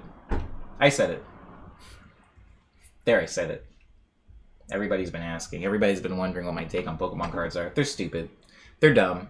And they've never been cool. Even when they were cool, they weren't cool. And the second time they were cool, they still weren't cool. And now, they're still not cool. They're never cool. Pokemon is cool, I guess. Pokemon cards are not cool, I'm sorry. Baseball cards, those are also whack. Baseball itself is whack. Where's Ken Griffey Jr.? Riddle me that, huh? What happened to the big boys? What happened to, Sammy Sosa, huh?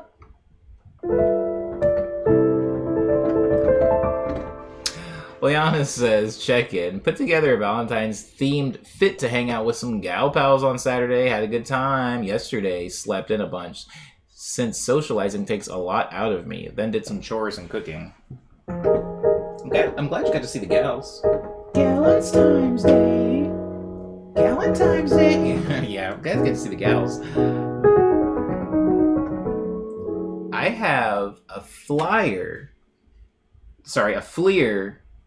90 Ken Griffey Jr. It's worth a whole $3.50 on eBay. Hot dog, baby.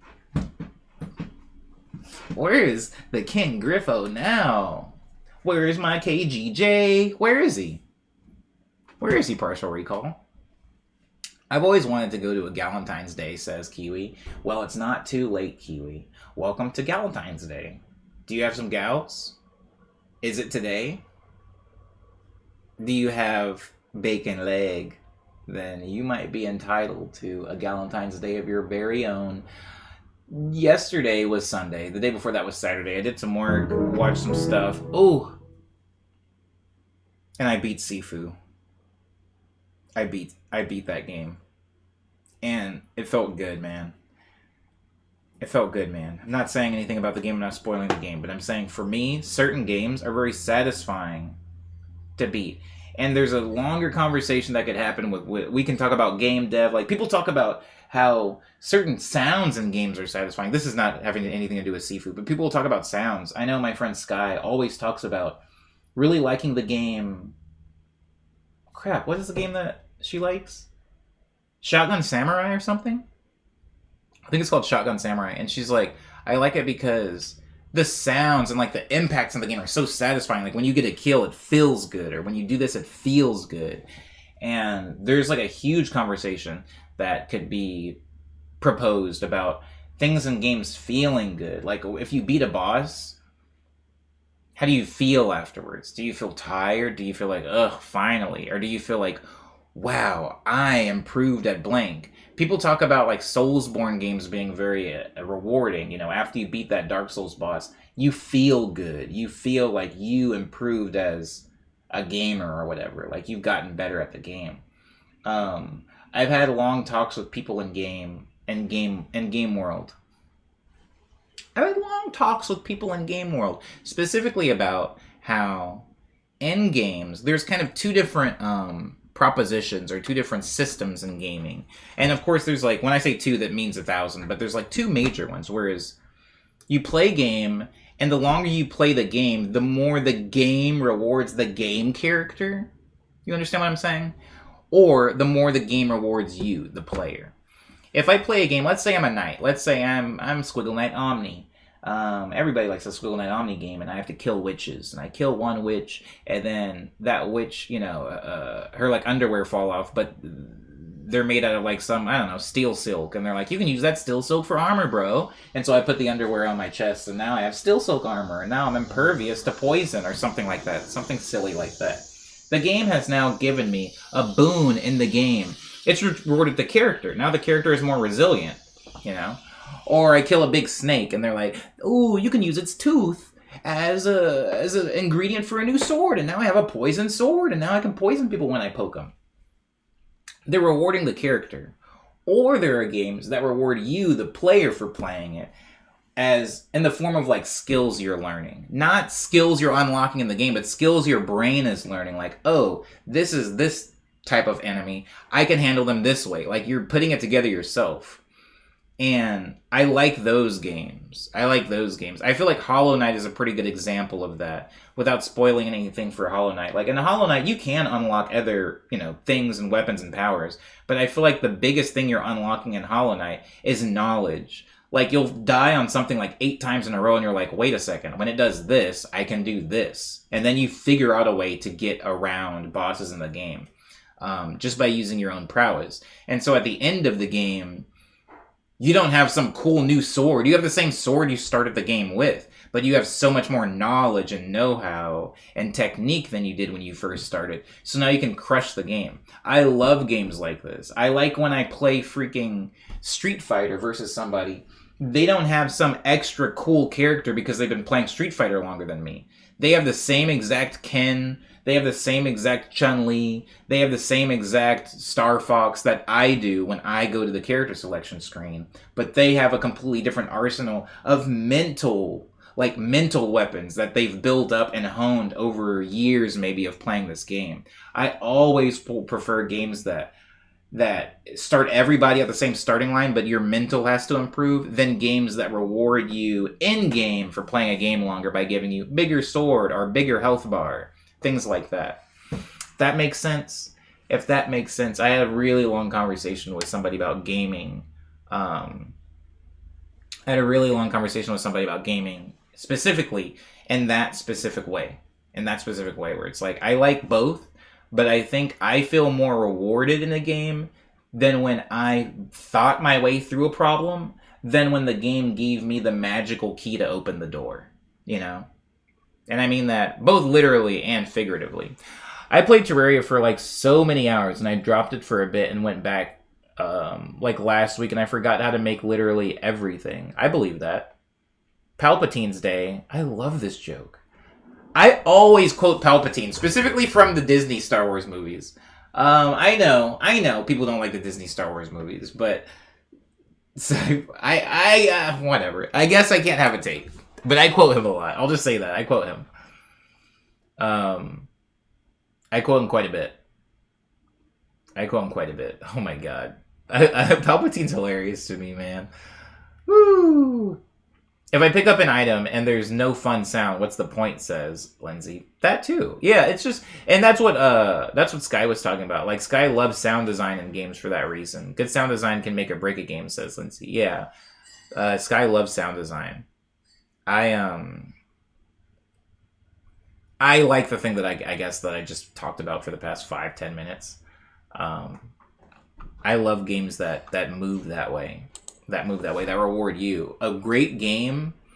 Oh my god, guys, a great game. And I always recommend this game, and everybody I recommend it to never plays it, and I'm not mad, I promise.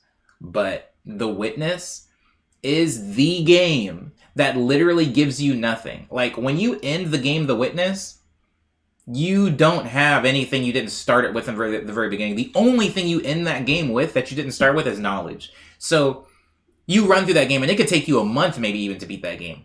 But when you start the game the second time, you can run through that game immediately because you don't have to grind anything. It's just like, oh, I have the knowledge, and then you can just, like, zip through the game. But I kind of say that lightly because I don't think anybody's zipping through The Witness. But God, I love that game. I love games like that. That just, you have to grow. The character doesn't grow via levels. And this is one of my biggest hang-ups with the traditional RPG. I don't want to grind out levels. I don't want to unlock weird weapons. I don't want to sit and let somebody slap me around in the face for 2 or 3 hours while I'm trying to improve my HP over the next... I'm not trying to do that. I'm not trying to do that. I don't want numbers and math and stuff like that. I want my brain. I want to... Think about it this way. It's like if you play Halo or you play one of those games, I always talk about this. You get so good at these games without thinking about it. You play Halo, you play Apex, you play like any first-person shooter. Just the idea of having 2 joysticks and being able to run and jump, but like compensate. Like you're moving 2 joysticks, one to run this way and the other one to like compensate your aim while you're shooting at somebody. You're doing so much complex math within shooting games while you're running around and shooting. So much complex math. So much. Just on the dime every few seconds. That's what I want to do in games. I don't want to have to like upgrade my accuracy by 30% in a stat thing. I want to just have my hands-on experience and improve mentally and not through like the game's invented math, if that makes sense. I feel like I'm being a dead horse at this point. I'll move on. Partial Recall says going back around. That's a big draw to card games. Every MTG, Magic the Gathering. Every Magic the Gathering player can use the same cards, but the difference in how players play the same deck are in different dimensions. Amazing. This is what I love. Yes, Partial Recall. I 100% agree with this. Small Guy says, yo, I totally agree. Same reason most roguelike games piss me off. The best roguelike games start you at the same point. Binding of Isaac is my all-time favorite, says Small Guy. Word.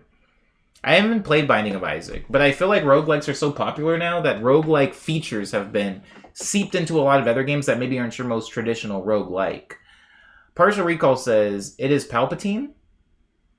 It is Palpatine? Like, isn't supposed to be the Darth Plagueis the Wise? Still unclear to me, says Partial. Nothing's ever clear with me as far as Star Wars is concerned. Nothing ever. I was planning on playing The Witness on stream, says Lindsay. Ooh, that'd be a good stream game. Ooh, The Witness would be a good stream game. Whoo! As long as nobody can backseat you. Don't allow anybody to ever backseat you. Don't ever let anyone backseat you. I'm gonna get that put on a shirt, man. Ooh, the puzzle game, says Kiwi. Yeah, that game is fun. Yeah, the Witness goes so incredibly hard. It might be too frustrating for people to watch.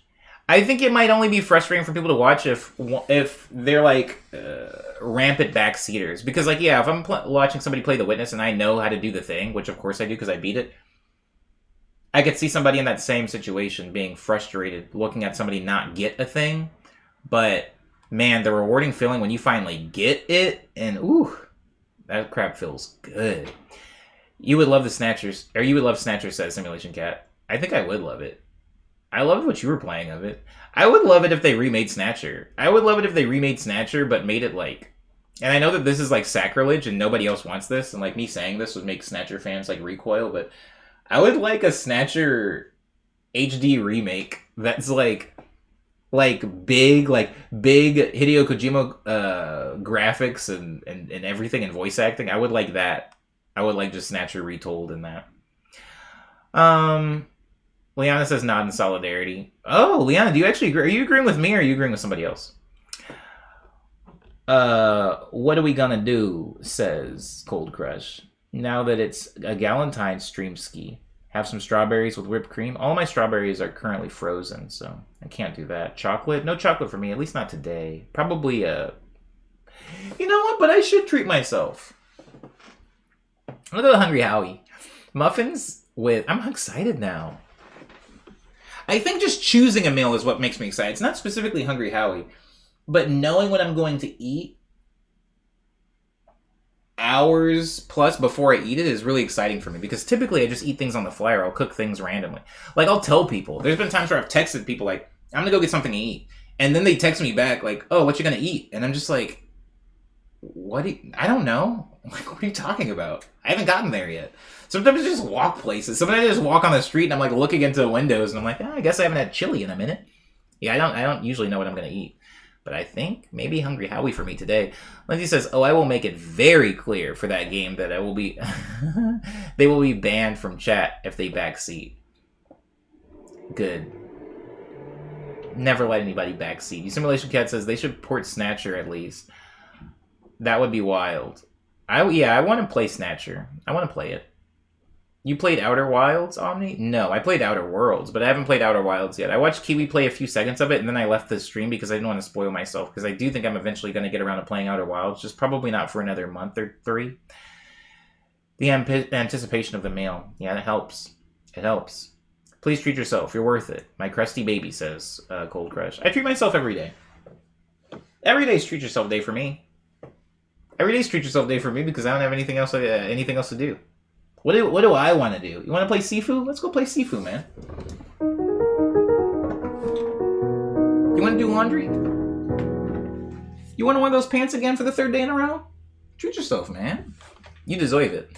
Partial Recall says, I wouldn't mind if Koji does more laid-back narrative-based games like Quantic Dream does, mainly because I really loved Quantic Dream, but they apparently can't find another writer besides Cage. Play Outer Wilds, you freak, says Kiwi. I'll play it in due time. Sometime this year, for sure. King Bertle, hello and welcome to the check-in. Why don't you tell me how your weekend was when you get a second? Yeah, I love Quantic Dream games. I know that there's, like, stuff. I know that people don't like the man. I know people don't like the writer. And I haven't really done much research on what he is. I mean, if I'm being honest, I didn't even know who Cage was until people were mad.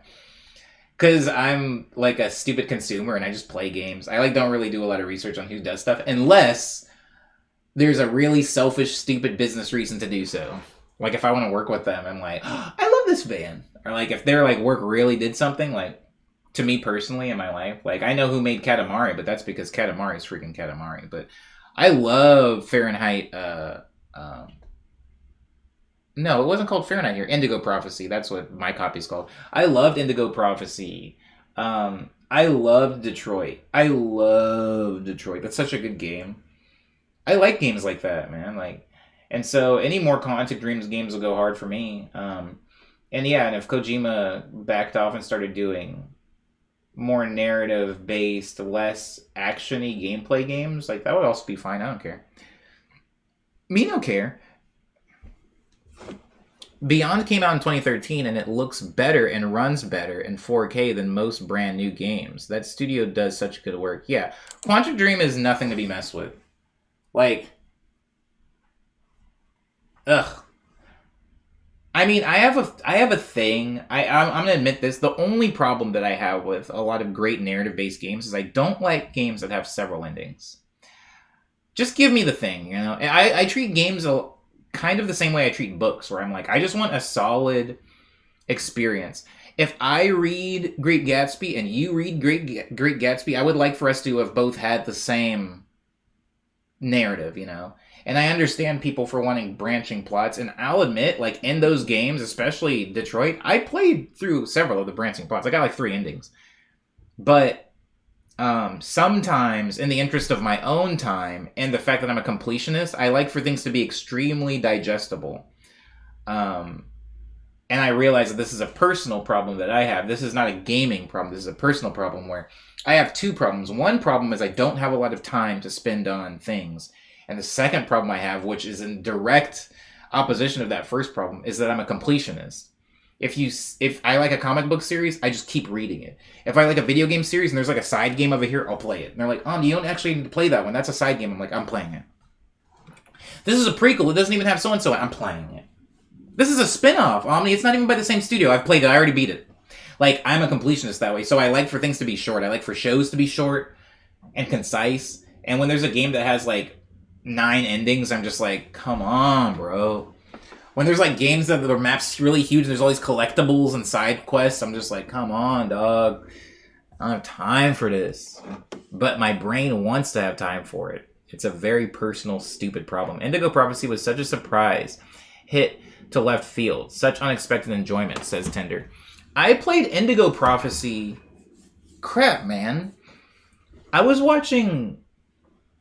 think I was watching G4 Tech TV. I think this is how long ago it was. And I saw an Indigo Prophecy. They showed sometimes G4 would do this thing where they would just show like 5 minutes of gameplay of a game, and they showed the opening 5 minutes of Indigo Prophecy, and I was like, this game is like a movie. It's like Metal Gear. It's like a movie. I want to play a game that's like a movie. Oh, that's interesting. I think Partial Recall or somebody higher up made the connection between Quantic Dream and Kojima, but I never did until literally just now on accident. But at the time, I was like, I liked Metal Gear because it felt like a movie. I wanted to play games that felt very cinematic, and that 5 minutes they showed of the opening felt very cinematic. So I went out and bought it, and that game went so many directions I did not expect it to go. What a great experience. Completionist Gang, says Lindsay. Yeah, it's hard. This gang is hard. Dot says, can you be my Omni Boy for Valentine's Day? I sure can. Happy Valentine's Day, Dot Phase. You want to hear a song that I was working on? It's lovely. It goes a little something like this.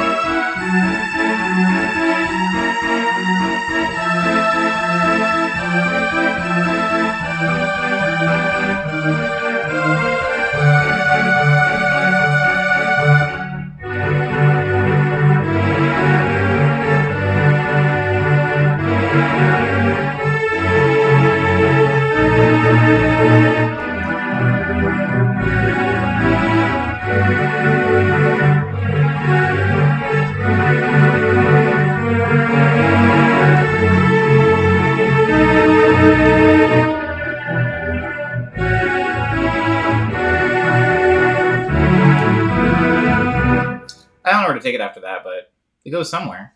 It's going somewhere. What have you been eating lately, says Dot. I'll get back to my check-in. Yesterday I went to a place called Belmont Shores. If you're unfamiliar with Belmont Shores, Los Angeles is really big. And the southern part of Los Angeles, where Snoop Dogg and Vince Staples is from, is called Long Beach. And if you go to downtown Long Beach, you might ask yourself, well, where's the beach? But if you go a little bit further south and east, there is a Long Beach, and then it goes into this nice little area called Belmont Shores, which feels like a little mini community within a community within a community, right? Because technically Belmont Shores is in Long Beach, which is technically in LA. So it's like a community within a community. It's just this long strip of a bunch of restaurants and bars, and then you like kind of turn around the corner, and then there's this a long beach. A very, very long beach. And a bunch of little islands, which are confusing to me when I looked at them. They're like little perfect circle islands. They look man-made. They must be man-made. Little man-made islands that you can't really get to without a boat, you know? And there's like palm trees and like it looks like restaurants on them. I guess it's just for boat people. But I went down there and I was like craving a salad. And I thought to myself, who have I become? Dot Phase. I remember being a kid and eating food. Sometimes I would go to Olive Garden, you order spaghetti, and they bring you out this stupid salad, this freaking mandatory salad. You have to choose that or a soup. And I'm like, neither, please. Just bring me more bread, bro. But they bring you a salad, and I pick at it a little bit waiting for the real food to arrive. But I found myself craving a salad. And I stopped in a nice little Italian place called Buono something. And got a chicken Caesar salad, which was incredible. And the man there kept talking to me about the Super Bowl. He said, go Rams, right? And I said, go Rams. And he says, are you watching the Super Bowl today? And I say, I don't know. He says, are you going to go see it in person? And I said, probably not. But there's a lot of parties happening. I might go to a Super Bowl party. And he was like, that sounds good, man. That sounds good. Go Rams. And I said, go Rams.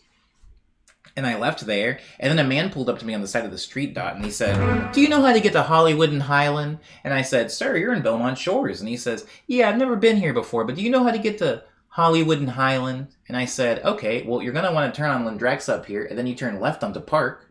And you're going to take that for a few blocks, and then you're going to get on the 1 north.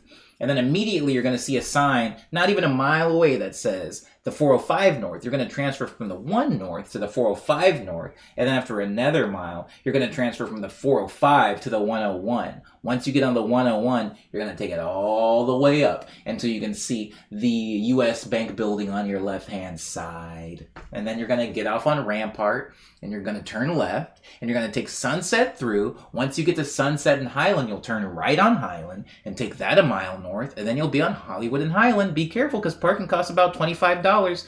But when I said it, I looked at his face, and I thought to myself, this man's going to get lost. It's rush hour, and the Super Bowl is happening right now in town. He's going to get lost. I said, do you have a phone or anything? He said, it's not working right now. And I thought for a second, I almost got in the car with this man. Because my car wasn't there anyway. My car was at home. I was like, I'll get in the car with him, and we'll go. I'll direct him to Hollywood and Highland. And then I'll get out of the car and get on the subway, and I'll just go back home. Whatever. It'll be a fun little story. But I looked at him, and I was like, nah, I don't want to get in the car with this man. I was really thirsty. If I had a water bottle, I would have gotten in the car with him. He seemed so sad. And he was like a grown man, and he didn't seem very touristy. But he was going to Hollywood and Highland, which is extremely touristy. No one knows anybody at Hollywood and Highland. He was a tourist. It's just weird that he would come to Los Angeles on the day that we were having a Super Bowl. Horrible time. During rush hour, I was like, there's no way he's remembering these directions. Who's going to remember? Maybe he remembers the right turn, then turning left on Park. Maybe he remembers getting on the 1 north. But the 1 to the 405 to the 101, all happening within like 4 miles of each other.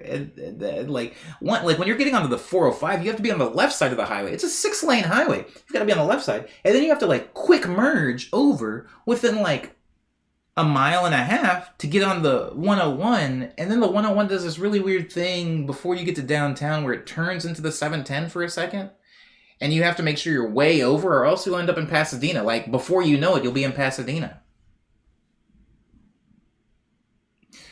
There's no way he made it. But he seemed so confident with my directions. Anyways, King Burrow says, finally got the popcorn grease of my finger. Oh, finally got the popcorn grease off my fingers. I thought like popcorn grease of my dreams or something. My weekend's been lazy aside from planning a tabletop session I'm running next week. That sounds actually pretty cool. How many people, King Bertle? How many people? Kid says, check in. I made 2 gardens out of my succulents that have been waiting for a bigger pot for a while. I also started a shiitake mushroom log. I got for the holidays. I should have some mushies this summer. When summer comes around. Do they grow out of a log? I guess I never knew about this. I guess I never knew how people grew those mushrooms. Dang, you got MapQuest in your brain. I can. Here's one thing. If you show up, if I'm walking on Hollywood Boulevard or on the Santa Monica Pier and somebody does ask me for directions, I do know how to get around this city. I can tell you how to get places. Unless you're trying to go to like freaking Bel Air or whatever, or like Calabasas, or like specific areas of like Malibu. I don't know the rich areas, okay? If you make below a certain amount a year, I can give you directions anywhere you need to go, man. But the problem is, I think,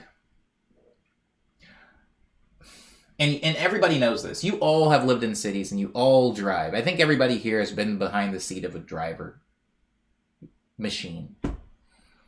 Some things surpass directions. Some things you just kind of got to know, man. Like, if somebody tells you, okay, you're going to want to go up here and you're going to want to take your second left. You know, when they say your second left, they don't count the first 2 lefts. That's an alley, and that's a one-way. So if somebody says, take your second left, they're like, did he mean the one-way? This one, I can't turn left here, so does this one count? Or, like, there's a lot of weird things where even when you give somebody good directions, like, there's still a chance they might get lost, you know? And that's why I like, I don't like giving anybody directions specifically, but that's why I particularly like it when tourists ask for directions in Hollywood, because they're never asking for anything far. Sir, have you seen the Marilyn Monroe Hollywood star? Oh, my wife, she just loves Marilyn Monroe. We want to take a picture with the star on the floor. Sir, there's feces on this star. Oh my goodness. Tourists are great. I'll help them find things. It's really easy. It's usually just like, oh, just go here and then turn left and then like duck. It's important to duck. 3 players. This next session is going to be the big finale for our current arc. That's always so exciting. I admire people that have the like dedication and commitment to like tabletop campaigns, you know, because I always want that, but I don't know if it's in it for me right now. Here, write down these directions in the notes on your phone. Wait. I felt powerless. I hate it when like I have the power to help somebody, but I don't know how to give them the tools. I hate that feeling. I feel useless and useful all at the same time. Yeah, it's a log that got spore plugs in it. That's so fascinating to me. I guess, yeah, fungus grows with spores. You know, Zia grows from spores, which is weird. There's no Zia seeds, you know? You have to grow Zia through spores. And so that's always really fascinating to me when people have spore plants, you know? Good choice, says Lindsay, not getting in the car with him. That highway seems like a nightmare. LA highways are their own specific, you know, ball of spaghetti for sure. It's a long... Christ. Malibu isn't real. It's okay, says Simulation Cat. It really isn't, right? It's not real. And the people there aren't real either. Sorry, Malibuians. Malibans? Malibuans? Probably Malibuans. Jiminy Cricket is here and says, I don't drive. Do you take the metro? Do you take the metro? Are you a metroman? Are you metroman like me? Tender says, feces on a Hollywood star. Well, I know. You know, you're making a joke, Tender, but it is like that. It is like that. It's always like a family of people, and it's always the kid going, Mommy, Mommy, that man's peeing. And then like the mom looking at me like, oh my God. Honey, they're peeing all over the stars. He must not live here. It's weird seeing the handprints and being like, oh dang, the hands is small. That's how I feel going to the line store in Hollywood, because BTS's handprints are in there, and every time I go in there, every time without fail, I kind of put my hand up and I'm like, these boys is babies. Jimin's got the hands of a chipmunk. Partial Recall says an out-of-towner is hard mode because they had initial directions and biffed them to be asking a stranger doesn't bode well. First of all, yes, Partial Recall, you're absolutely right. Second of all, thank you for saying biff, because I haven't heard the word biff since skateboard videos. Remember buying skateboard VHSs and they would have biff takes where it was just a video of a bunch of people biffing tricks, like falling over and like breaking their face? Biffs. The biff reel. I remember those. Oh my God. I think in Tony Hawk Pro Skater, you could actually unlock biffs. Like, you could unlock the biffs video by, like, getting high scores or whatever. Do they sound so posh, says Lindsay? They sound scared. They sound scared. This is my caricature of them. I make them into posh, like, transatlantic accents because they're just scared people. They're scared people that don't feel like they belong. Well, it's a branching video game. Whoa. It's a branching video game on crack if you're trying to plan ahead, says King Birtle. Yeah, it's a nightmare. Also, I'm from Gothenburg. Ooh, Gotham. I'm from Gothenburg. Ooh, calling these streets labyrinthine is charitable. Calling these streets labyrinthine is charitable. Ugh. Yeah, you're different. You're different. Anybody who actually lives in a true historical town, like, if you live in a town that existed before cars, I'm sorry. That's all I have to say. Me being in a cab, like, driving around London, and I was just, like, like, shaking around, and, like, I'm, like, looking out my window, and I'm making eye contact with somebody, like, eating a cheeseburger in McDonald's. I'm like, why am I this close to the McDonald's window? And he was like, well, sir, these roads were invented before cars, so it's a miracle that we can fit into any of these. And I was like, oh, that's a good point. That's a good point. Why are we driving here? We gotta find a pedicab or something. Yeah, if you live in a street that existed, or if you live in a town that existed before cars, I do owe you an apology. Malibu can't hurt you, says Partial Recall. Malibu is the weirdest place I've ever been in my life. Malibu feels like, you know when you go to a new building development, And there's model homes, and the realtor will walk you through, and it's like all furnished, and she's like, oh, and there's 5 bedrooms and the plenty blah, talking about the house, and you're looking at the house thinking, wow, no one lives here, but it's furnished. That's what Malibu is. Malibu feels like an entire town. That's a model town. Like if you were an alien and you were trying to buy cities on planet Earth, they would walk you through Malibu and look and go, look, we got a pier here. We've got a little bait and tackle shop. We've got a store that sells specifically just typewriters made out of solid gold. And you as an alien would be like, this seems nice. I'm sure this is what people need. That's what Malibu is. Malibu is a fake town for fake people that can afford fake things. Shoot for the moon. If you miss, at least you'll pee on the stars, says Lindsay. People love peeing on the stars. I've never done it myself. But I'll tell you, if you come into Hollywood specifically to see your favorite celebrity's Hollywood star, it might be a little sticky. So just take a picture from a distance. Don't get down on your hands and knees and try to do the cute thing that people did. Don't do that. Actually, never be on your hands and knees in Hollywood, period. Never. Even if you're going to be walking in Hollywood, don't wear your nice shoes. All right? Just don't wear your nice shoes. From the creators of Muppet Babies, BTS kids. Ooh, you're way closer to reality than you think, Simulation Cat. They have that BTS, you know the little BTS where they're all chibi? They're like little chibi things. And they do like little chipmunk songs. They have that. That's close enough. Cover your eyes, Billy, says Tinder. Billy, cover your eyes. They're pooping on the stars. Not my president. Remember when somebody kept pooping on the Donald Trump star? This is not a political stream, but I do remember because I had to go up there every year. Not every year. I had to go up there every week. Once a week, I had to go up into Hollywood and Vine, and you would pass the Donald Trump star, and every single time, fresh, completely unique poop on it. So it wasn't the same poop. It wasn't fake poop. It was fresh, and it was new. Somebody was ritually pooping on the Donald Trump star. Anywho, them cobblestones are no joke, says Leon. It's weird. It feels like a joke, though. It does. Definitely that's the vibe. The Starbucks feels like the Truman Show, says Simulation. That's good advice, says Simulation Cat. Yeah, like, it does feel very Truman Show-esque. As much as I love Truman Show, I don't know that I would love to live in it, and that's what Malibu feels like. Place is too clean. Screw that star. He lost most of that product. True on so many levels, Liana. True on so many levels. Poop bandits are the second funniest criminals on Earth, I swear.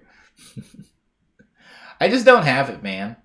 The thing that's interesting about the Donald Trump star is it's not in an unpopulated area. It's in a very popular, like, high foot traffic area. So whoever was pooping on the star was doing it under the gaze of very many tourists, you know, unless they were pooping at 2 a.m.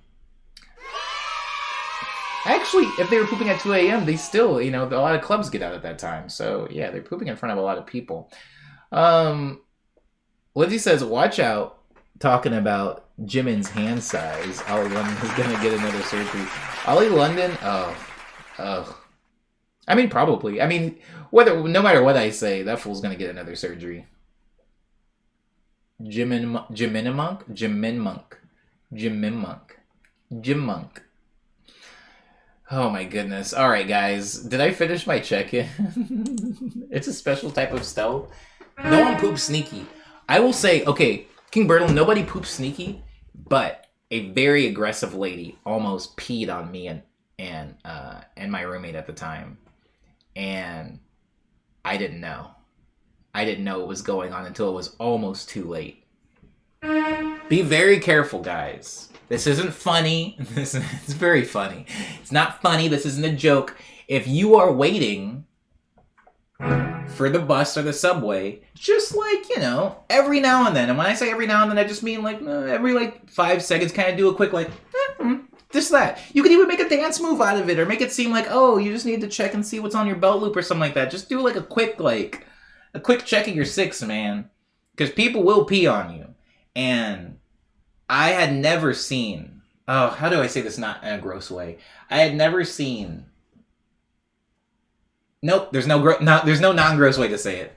There's just more range than I imagined would have been on this lady. I'll put it that way. Guys, I need to finish my check-in because I didn't. Coop says, gotta get you some bodyguards. Peabody? Mr. Peabody. People will pee on you, and you can't be mad at them. It's like one of those things. I mean, it's a whole thing, man. You can't be mad at them because what are you gonna do? What are you gonna do? Be mad and covered in pee? Just get out of there. You lost. That's your L for the day. Somebody peed on you. Somebody spit on you. That's your L. Just leave. You can't be mad, says Lindsay. No, just be gone.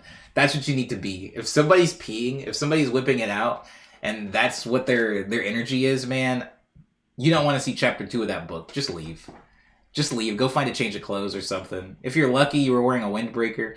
Edokin says, good morning, Edokin. Welcome to the check-in. Tell me how your weekend was. I'm finishing up mine. I went to Belmont Shores. It was fine and it was good. I had a nice salad. Came back here. My neighbor was having a very nice Super Bowl party. I saw somebody. Now, some of you guys will remember. Alex. She was my friend. She was this lady that worked at Union Station. And I used to play piano at Union Station. She would always come up and say something nice to me. And she gave me she bought me like a Wetzel's pretzel. And then like Wetzel's pretzel, the company saw my tweet and then mailed me a bunch of free like Wetzel's coupons. It was during that time where like if you made a tweet and it went viral and you mentioned a brand, the brand was like, want a free cheeseburger? You look like you could use a free cheeseburger. Thanks for the free promotion. Anyways, Wetzel's Pretzels, thanks for all those pretzel coupons. But remember Alex the lady? Well, I haven't been playing on the piano at Union Station, so I haven't seen her in years now. And I went and played on it on Saturday. I just fiddled around, which I won't be playing on it much anymore because it's broken. The sustain pedal is broken, and so much of my playing is sustained. So I played on it a little bit, and she came up behind me and like tapped me on the shoulder and like was like, hey, and it was like this great experience seeing this person that I like. I love that woman. And I went in for a hug and she was like, I'm sorry, I can't hug you. They'll get mad at me. She was like, because she works at the Union Station, she was like, if they see that I'm like touching on any of the people here, like I will get disciplinary actioned. And I hadn't felt pain like that in so long. I actually can't remember the last time I wanted so badly to hug somebody. Like seeing somebody you hadn't seen in years and feeling your heart like melting and just being like, I can't touch this person. I did not realize how much of my affection was hugging people. I didn't realize that until that moment. And anyways, I got to talk to her and she was like, how are your parents? Because when my parents came to visit LA, I took them through Union Station and she got to meet my parents. She was like, how are your parents doing? And I caught up with her a little bit and talked for a little while. And it was really nice. Yeah, it was really nice seeing her. Had a Wetzel's pretzel just for old times. And yep, it's still greasy. But yeah, she was nice. It was nice. It was really nice seeing her. I didn't know how often she would be working anymore. There's also this old man. Some of you guys might actually know this man. I don't remember if this man was like doing his thing when Kiwi was in town. Liana, maybe you, if you've been down like Little Tokyo, know this man. There's a really old man named Arthur Nakane. He was like this super old Japanese man who he's in a wheelchair and he plays this little Casio keyboard and he does like covers and he plays in the courtyard of Little Tokyo. He's been playing here since before I moved here, like long time, years and years. He's like a local legend in Little Tokyo. And Arthur Nakane has been gone because of COVID. He's like a really old man, so it wasn't safe for him to really be out. And he had some health problems. And I was on the Gold Line and I saw Arthur get on the train. And it was the first time I'd seen him since like 2018, like maybe mid to early 2019. And I saw him get on the train and I kept the door open for him because he's got all this stuff. He's got like a keyboard and all this stuff that he takes to go Little Tokyo. Now, the Gold Line doesn't go to Little Tokyo anymore. Now the Gold Line stops at Union Station. And for anybody that doesn't understand what that means, like, so you used to be able to take the Gold Line all the way from East LA right into Little Tokyo. Like, you would get off the train and there was immediately Boba. Like, you were right there.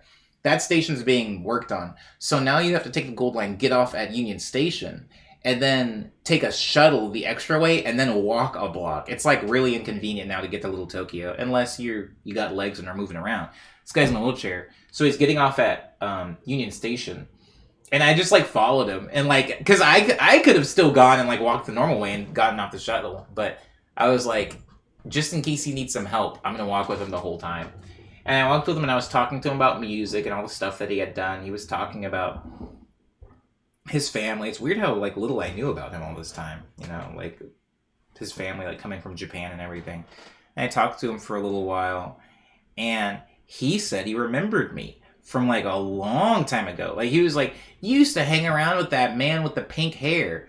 And I was like, whoa. And I realized who he was talking about. And he was talking about somebody that I used to hang out with a long time ago, but also somebody whose hair hasn't been pink, you know, for like at least 4 or 5 years. And I was like, whoa, you remember from then? He was like, yeah, you were always eating bread and you had the gloves on. And I was like, I guess I was always eating bread. There's these little things called onpon. You guys know what I'm talking about. It's like in a little packet and it's just really soft bread. And there's like maple flavored onpon and there's like matcha flavored onpon. There's like a few different types. Anyways, I would always get the maple flavored one because it tasted like pancakes. And I would just sit cross-legged on the floor, like eating a bunch of bread with my friends, and while he was like playing just random music. And I was like, wow, that's weird that he remembers me. Sometimes you look at old people, and not to be mean to old people, but I just assume they don't remember anything. Same thing with children. I look at old people and children the same. I'm like, you're not retaining any of this, are you? Meanwhile, you know, you're probably leaving an impact on people. But it was nice seeing him and knowing that he's okay, because I mean, I didn't know. I didn't know. With things being as bad as they've been for the past couple years and him being so old, you know, you never know. So I'm really glad that he's okay. Yeah, that was nice. Yeah, 2 nice reunions. It was really cool. It was really cool. Also, I got on the blue line coming back. LA's doing this really annoying thing where we're renaming all of our sorry. Am I groaning now in anger? We're renaming all of our lines. So the blue line is now the A line. And the gold line is now the G line. Like, we're naming all of our colors to letters for reasons that make no sense to me. I don't get it. I feel like colors is infinitely better than letters, but whatever. We're renaming all the colors to letters, and we're also changing one of the above ground trains to be underground, and one of the underground trains to be overground, and we're now extending the purple line and connecting an airport line to the Crenshaw line. Like, a lot of wild stuff is happening, and LA says that they're doing it because we want to have the city looking nice for the Olympics, right? Because the Olympics is going to come here, and I think everybody that lives in LA knows that people outside of LA are like, wow, glitz and glamour.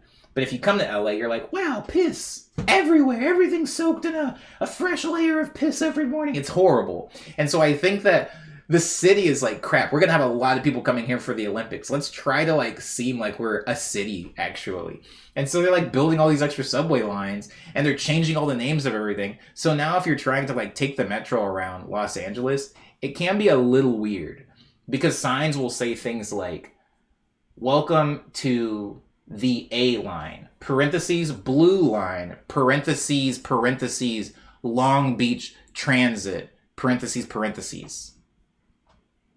And it's like, what do I call anything? And some people only use certain terms, and some other people only use these terms. And then this one's closed down. It's like, if you need to take the gold line here, oh, it doesn't go there anymore. The gold line goes here, and then it's going to go to Santa Monica. And it's like, so then what about the Santa Monica line? They're like, that's not called that anymore. That's called the Expo line / Pink line now. If you get on the Expo line / Pink line, that's going to go to East LA. Would you like to go to Mariachi Plaza? Because if you don't, you might want to get off of it. It's just like really confusing now. And I know they're trying to like make things better because of Olympics people. But I feel like the Olympians don't care about that. And I also feel like I don't know who's paying for all this. Do cities make that much more money when the Olympics come around? Edokin says, my weekend was pretty chill. Mostly just hung out and worked on little bits of music. I am brushed up on my scales on the piano and started relearning a new piece as well. That's really cool, Edokin. You're really brushing the dust off. Yeah, Liana, you remember Tom. Isn't that funny? Grant, we were in Little Tokyo a lot back then.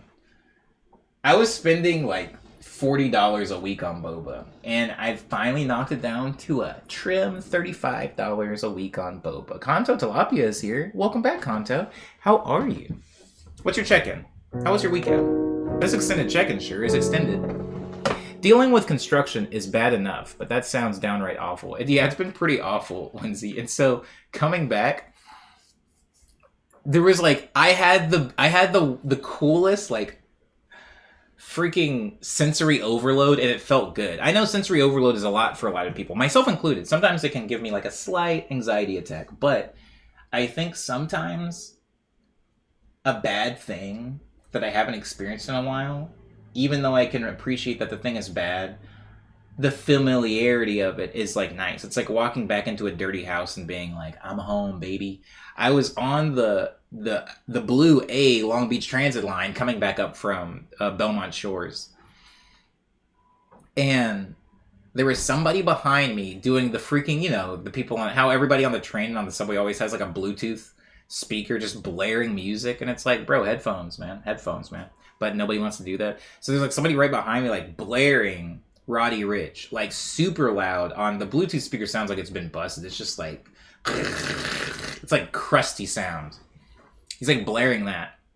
And there's somebody else arguing, like in that little, the little like rubber section that like connects the trains that bike people usually go to. There was somebody fighting, two people fighting each other in that section.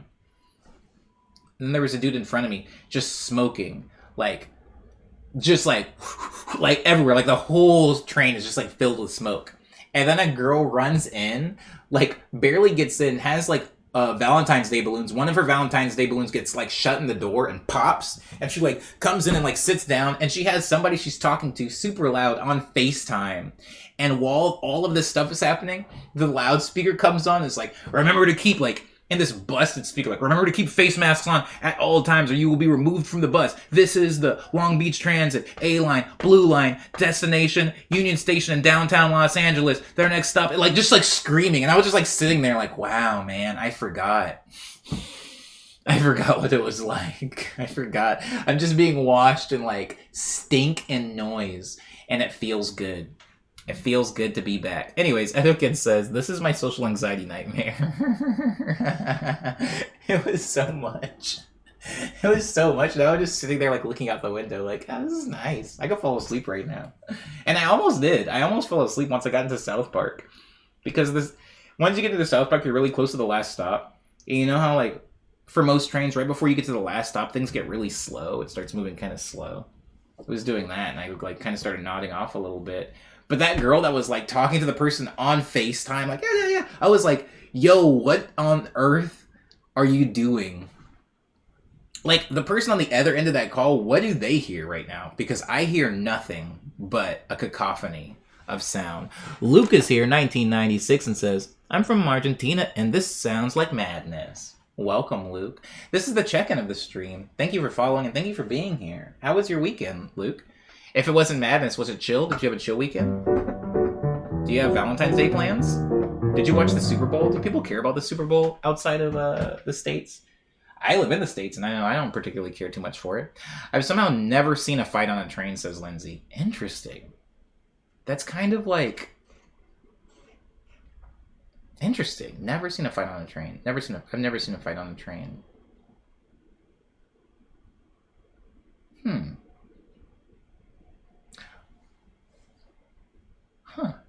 I'm trying to think of like the typical arenas of fights, right? The train is up there. Freaking right outside the club at like 2:15. That's like a hotbed for conflict.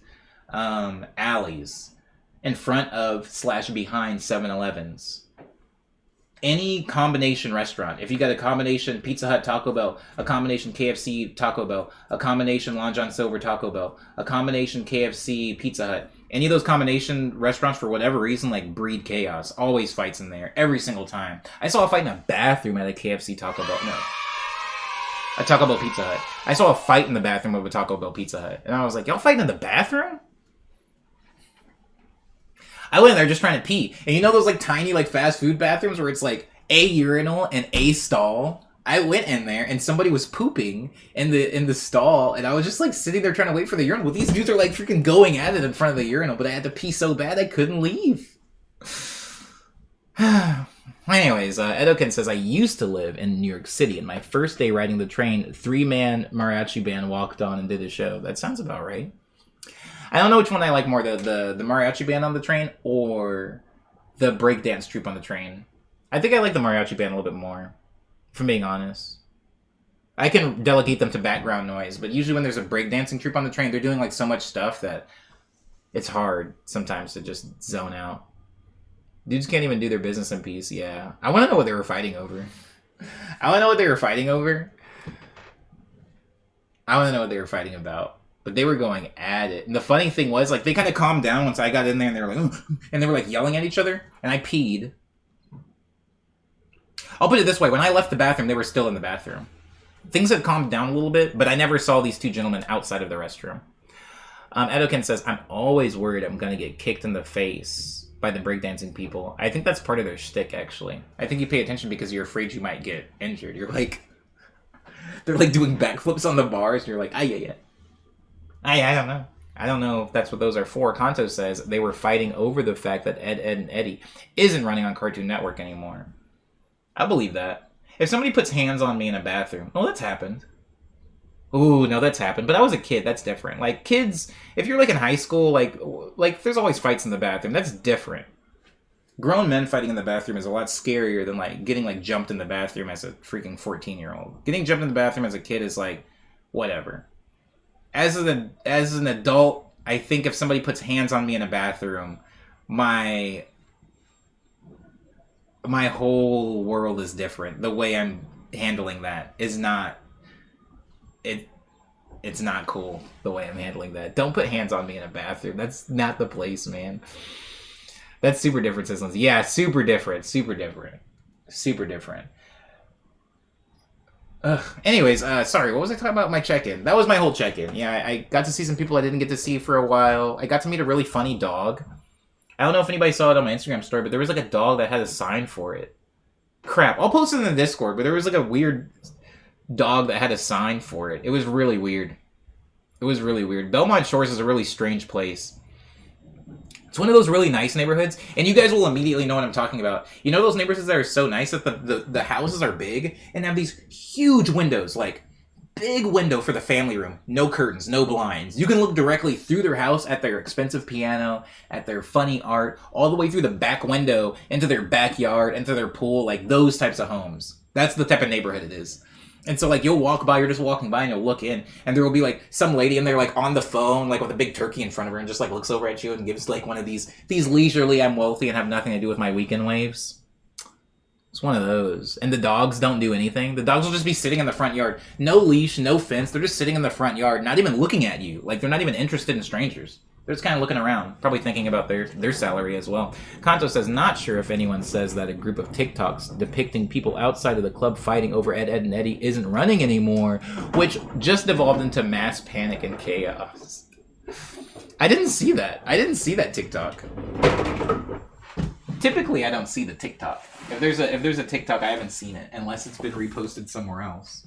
But I'm sure that one was. Oh, there's John. That's my neighbor. My nabe. Are we still on the check-in? We're still on the check-in. What's there to fight about? Says Lindsay. Talk about Ed, Edd, and Eddy? I don't know. I'm gonna expose myself. I've never seen a full episode of Ed, Edd, and Eddy. When I was a kid, the animation style was very jarring to me. And I never actually ended up watching the show proper.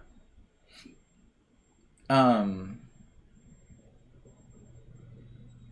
understandable. I don't think the animation is bad, by the way. I didn't really have cable, and like if I was going to go to a friend's house and like they had stuff for me to watch, that was just kind of like never on the docket. I'm not exactly sure why. I'm thirsty, though. Hold on, give me a second. I'm not getting any water. I just want to open my other blinds. It's dark in here, man. It's dark, but I don't want to sweat, and I also don't want to burn my plants. Amazon! For me? Oh, nope, not for me. He's leaving. For no one, I suppose. I love the show, but why throw hands? That doesn't make it come back. It's a good point. Throwing hands very rarely makes anything come back. Unless you miss Pain. It was very hard to watch as a kid, says Jesse, talking about Ed, Edd, and Eddy. That's not even a necessary backup. He was fine. He was okay. I'm gonna expose myself. A real saying is, I'm gonna expose myself. A real saying. Is it? Yes. It definitely is. I don't know if it is in the way that I use it, but it definitely is. I'm gonna expose. I say it a lot. How many people need to say it before it's considered an official saying? Why ever throw hands, says Kanto. Oh, I got a list. Why ever throw hands? I got a list. I mean, my list, by the way, is a joke because there was a lot of reasons to throw hands for me in my life, but I no longer abide by these reasons. I'm trying to grow up as an individual. Oh, there's no blue. I was like, okay, we're cool. I've been in many circles and I have yet to hear it. I'm gonna expose myself. Thanks, Lindsay. I'm gonna expose myself. Well, where did I get it from?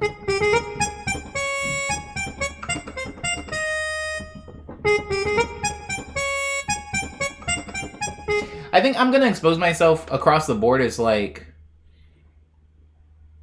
it's my way of saying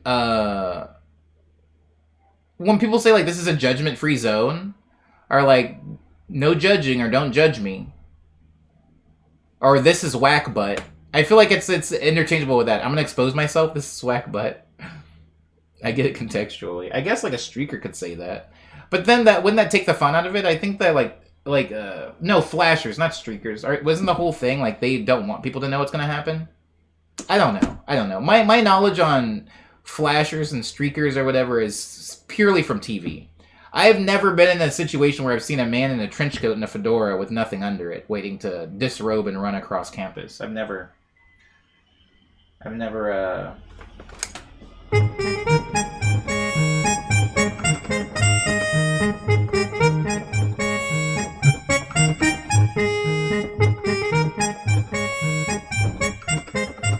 You haven't been to Santa Cruz during the first rain?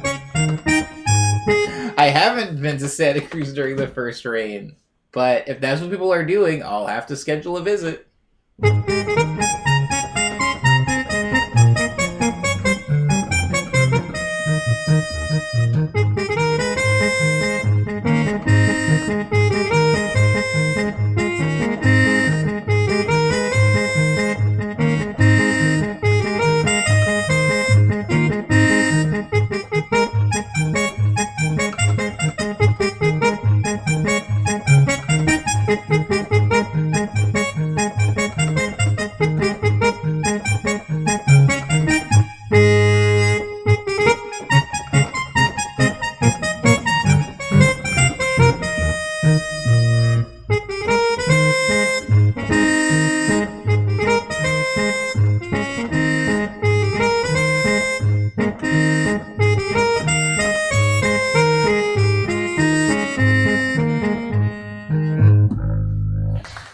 That's Nobu's theme.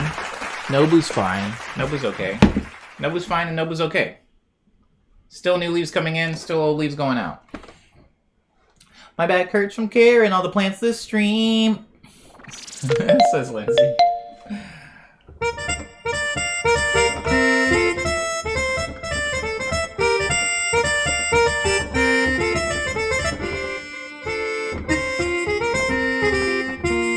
Isn't hot take just a way of saying here's a controversial opinion? Ooh.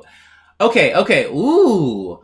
What is then the difference between saying hot take versus saying I'm about to expose myself? I think when people say hot take, there's a bit of pride in what they're saying. Hot take is like, this is my opinion and I stand by it. I'm gonna die on this here hill. And I think I'm about to expose myself as like, this thing sucks a little bit. I admit that, but this is where I am. This is me. Feast with your eyes, if you will, upon my naked shame. Hold on. This is interesting because I talked about how Viv was getting these flowers, right? I might have to use outside camera. See that flower growing up top? I always prune off these flowers. I specifically try to remove them. And the reason that I try to remove them is because when a flower grows in, the leaves stop growing. Like if a flower grows in, it becomes really leggy and it doesn't distribute as much to the leaves because it's trying to promote procreation, you know. It's trying to multiply itself. So it's like trying to seed and flower. And I'll always prune off the flowers so that it continues to leaf out. But with Viv having as much trouble as Viv has been having lately, I don't feel good pruning a struggling plant. But at the same time, I know if I let the flowers grow, the leaves won't continue anyway. You know what I'm saying? So I'm like in this really weird like standoff with Viv where I'm like, to prune or not to prune. I just want her to be alive, but I also know that if I don't prune the flower, the leaves won't grow. And if I prune the flower, the leaves might die. And so, I don't know. It's really interesting. But not a decision I need to make today. Hello, Jay Beezus. Is it like Bay Jesus? Is it a play on words with Bay Jesus? I'm sure there's a Jesus in the Bay Area. That's my interpretation of the two as well, says Pernetic. Okay, good. So I'm not too far off with like hot take versus I'm about to expose myself. I think the fact that hot take is a thing, I don't want to say hot take anymore. Sometimes I do have like a hot take. But I think whenever I have a take, I very rarely want to defend or fight for that take. Like, one of my takes is that, no, that's not even a take, really. I almost feel like a take has to be broad. I don't think it can be interpersonal. Like, I think if you didn't like Mission Impossible, I don't think that's a hot take, because it's like, you like what you like. But I think if your take was Mission Impossible was really poorly shot, that's a hotter take, right? Because it's less personal. And I think that so many of my takes are extremely personal. Like, I would never say, oh, Naruto isn't good. But for me, I didn't care about any of the characters, so I couldn't finish it. I just got bored watching it. Do I think that Naruto is boring? Not at all. But I think that that's my own weird personal issue with that show.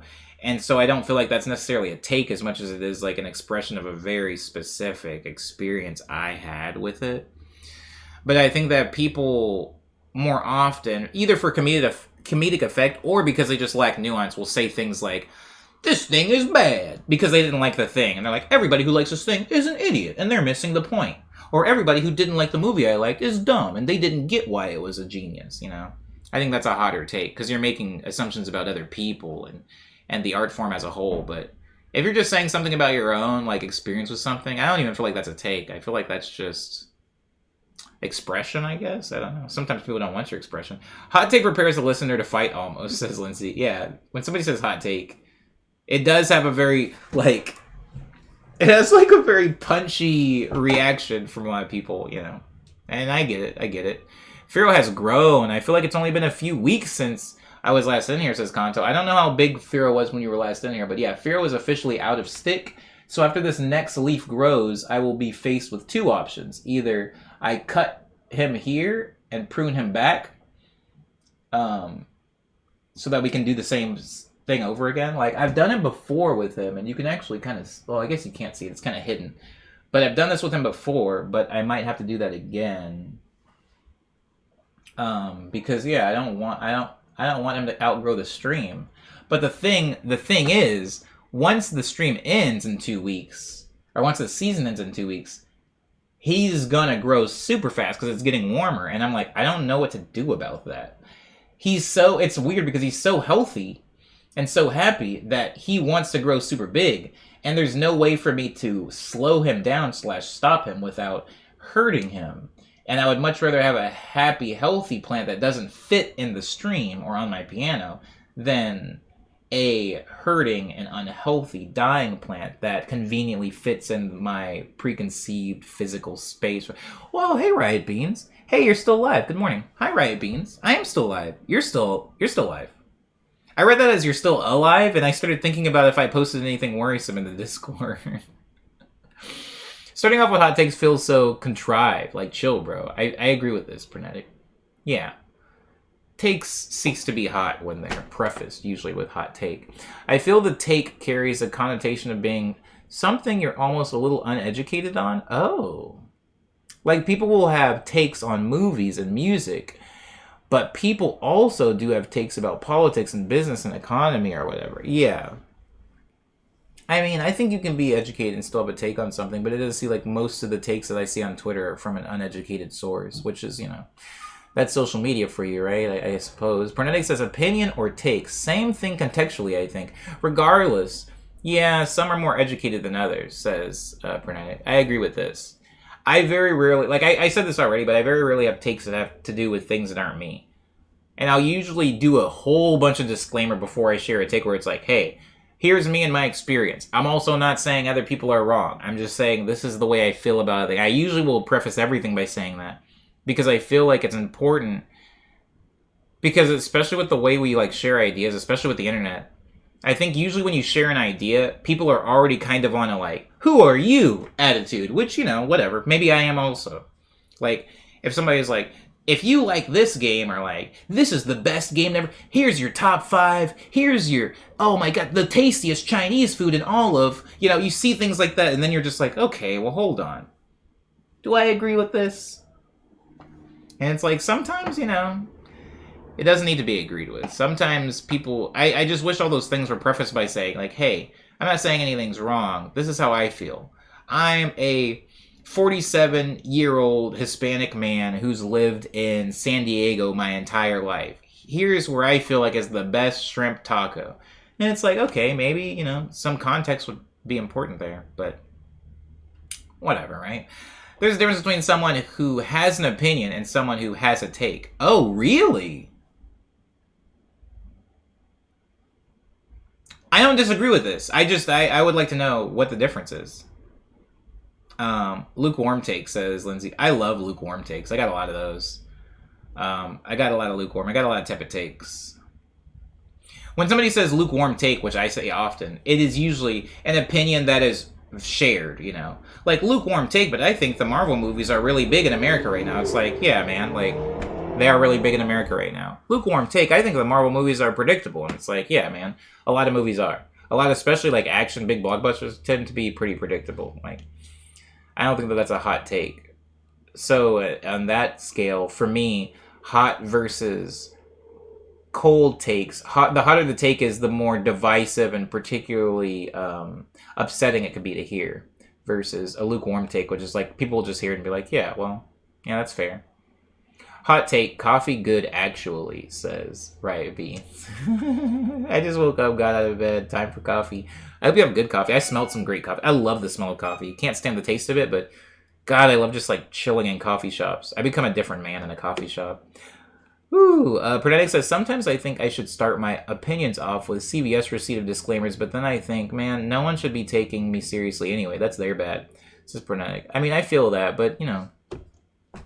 I feel that, but people take me seriously. Or I feel like I've said something, and this isn't to any particular person, but I've definitely said things in a public forum without thinking about it. And other people have either been, not even just offended. Sometimes people are like, just take it to heart, and they're like, yo, you once said, I remember when you said that this was the keyboard that really helped you write blank, so I bought that keyboard. And I'm like, what?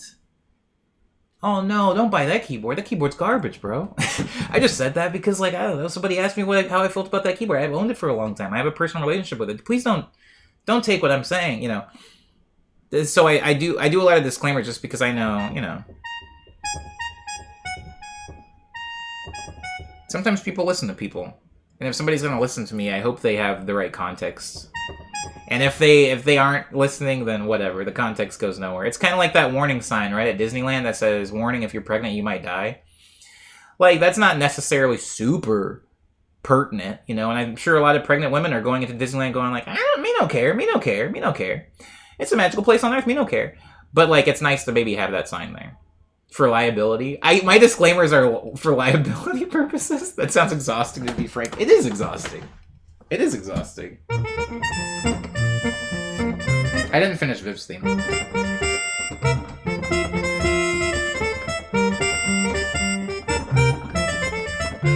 If I die happy, says Partial. Yeah, I haven't been to Disneyland in a long time. I have only... Guys, is there a term for this? Serious question. For all of Yeen and Yoons.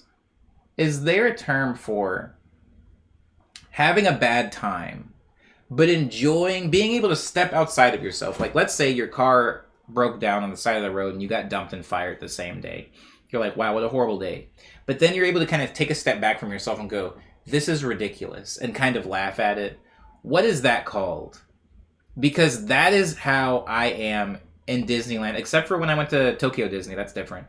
Anytime I've gone to Disneyland here in California, I've had a bad time, but a good time realizing how bad it was. Like, realizing how ridiculous the experience I was having was, and just kind of like, this is wild. Like, life is wild. Optimism says frenetic. That's the spirit. Optimism. I don't know the word for that. Joyous self-awareness, says King Brittle. There are definitely some self-awareness in there. Riot Bean says, coffee drinkers in chat. How long do you microwave coffee when it gets cold? Microwaving coffee? Oh my goodness. No, it says frenetic. Depends on how long it's been sitting. Anywhere from 30 to 70 seconds. Oh my goodness. I'm looking into the pregnant ladies world again. It's like when I hung out with all those pregnant ladies and they were saying stuff and I was like, I never even think about these things because I'm not pregnant. I never even think about microwaving coffee in like 30 to 70 seconds. I don't even think about microwaves. I'm being honest.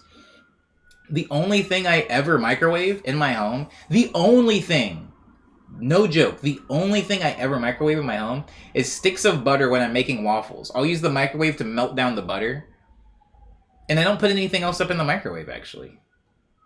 Like, I think I use my microwave, if I'm not counting the sticks of butter, I maybe use it like 4 times a year. I know coffee snobs would probably frown on it, but I don't know, says Lindsay. I mean, what are snobs not frowning on? I get frowned on. You save it and drink it as iced coffee, says King Brittle. Oh. I don't know anything about iced coffee either. I thought iced coffee and cold brew were the same thing for several years until a coffee aficionado of my time here in Los Angeles enlightened me. Guys, what's the difference between juice and cold pressed juice? When people say cold pressed juice, what exactly does that mean? How do you cold press a juice versus just juicing? Like, is there a difference between cold pressed juice and like using a juicing machine to make juice? Because I there's a lot of cold pressed juices shops here in Los Angeles, and they're extremely expensive, you know. And I always think to myself, well, I make fruit at home. I don't make fruit. I'm sorry. I'm just a human. I make fruit smoothies at home, and they're delicious, and they're very cheap. Why is cold pressed fruit so expensive exactly? I drink such little coffee to begin with, says Lindsay. Word. Same here, Lindsay, but I just make a small amount. No pot necessary. No pot? Oh.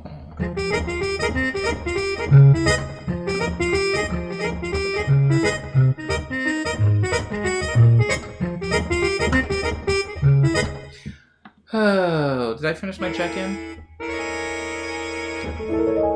Ooh, what a beautiful chord. Oh my god, that chord sounds like a question mark. Doesn't it? Oh my god, it sounds like a mystery. I'll never be able to play it again, because it was just a random jumbling of notes that my fingers landed on.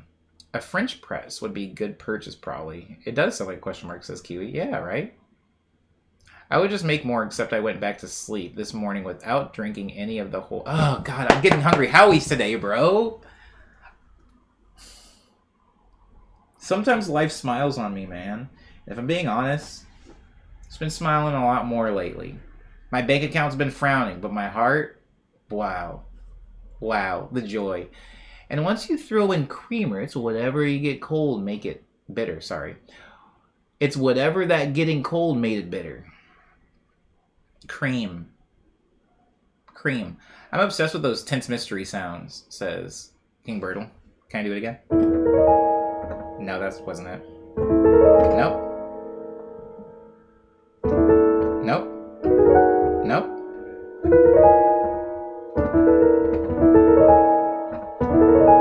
Was that it?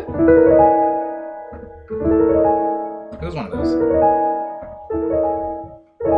Or it wasn't. I don't know. I did say I was going to lose it. I'm glad your heart's smiling. Yeah. I might have some type of cardiac problem, but like my heart, like not the real physical one, but like my emo heart is smiling. Oh, I remember emo. Partial Recall says, this combo is making me go and grab another cup while it's warm, so I don't got to drink it nuked. Nuke the coffee. Coffee nuking. Sample the VOD. I'll probably sample the VOD. Thank you, King Birtle. It's a better idea. Happy Valentine's Day. Wait. Happy Valentine's Day, says Alucard. Hi, Alucard. Happy Valentine's Day to you. Your trash heart? My trash heart, indeed. Ugh. I really thought Valentine's Day was on a Tuesday this year. Oh no. Oh, what am I gonna do? Oh, I'm gonna eat so much pizza, bro. I say whatever, man. I'm leaving the lactose at home. Let's go all out. Let's be sick. Let's be bad. I think that does conclude my check-in though. I took the train back from Belmont Shores. I watched some of The Expanse. I thought about playing Sifu, and then I was just like, you know what? Save it, Omni. Save it for tomorrow. So maybe I play a little bit today, maybe, if I get some time. Crap! I have to refit. Oh my god, no. I have to redo my studio so that homie can come record tomorrow.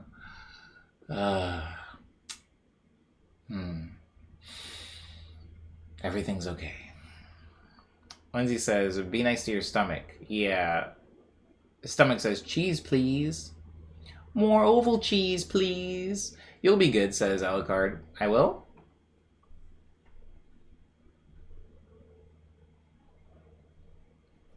Willn't I? Willn't I? Oh, Jesus Christ. Season 5, we gotta add another plant, don't we? Oh, man. Oh, jeez. I'm probably gonna add 2 more plants. Here's the thing. For Season 5, one of the plants is going back here on this nice shelf between the boys. One of the plants is gonna be here. So there will be some freed up room. But the plant that goes back there probably shouldn't be Viv. It'll probably be a plant that's a little bit bigger. Like, maybe Booba. How does Booba look up there? Maybe Booba gets moved to the shelf? That's straight. Yeah, one of the plants gets moved to the shelf next season because I need to make more room on the piano because this is ridiculous. But thank you, everyone. I hope everybody turned in their checks in. If they did not, don't you worry about it. Because we have to go to news, and if you turn them in late, I'm still going to read them anyway. Just like how I read Cybers early, and Prenetics early, and Petty Pages early, I think. Oh. In that case, I don't know. Just heat it up for 15 seconds at a time until it's drinkable temperature. No reason to boil it or anything. Oh, okay. You are fortunate to just be who you are, says Alucard. Wow. What a sweet thing to say. Alucard, did you get that from a card? Did you get that from a Valentine's Day Hallmark card, or was that dome spitting? Regardless, it's beautiful. Thank you for that. What a nice thing to say. It was so nice, I thought for a second it was a joke. I'll allow it. Check in. I got Power Wash Simulator this weekend. A lot of people have really been about Power Wash Simulator. Spent approximately every waking hour playing it, then was up too late on the phone with my mom last night, so I gotta call my mom today. Thank you for reminding me, Riot Bean. So I slept in this morning. Oh, also, I found some really good vegan cream cheese in my lactose intolerance, for my lactose intolerance, so I'm happy about that. Also, some kind of vegan dip that's called uh-oh sauce. Can I get this sauce from Sprouts? Or a Whole Foods, or a Trader Joe's? Or is this some special one-of-one sauce you bought specifically from the Veganites themselves? I'll eat it. Tell me about this uh-oh sauce. I would like to know what's in it and what it goes on. What am I supposed to dip in this vegan sauce?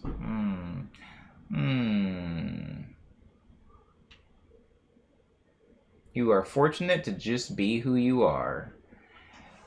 Alucard, it sounds both beautiful and it also sounds very sad. It sounds like the words are coming from somebody who isn't who they are. Like you've been body swapped or something. Like your soul was put into the vessel of a toad or something, and you're just like, yo, you're fortunate to just be who you are, man. I used to be a prince. Partial Recall says, customers have been absolutely bullying me to try Yum Yum sauce. Can chat attest?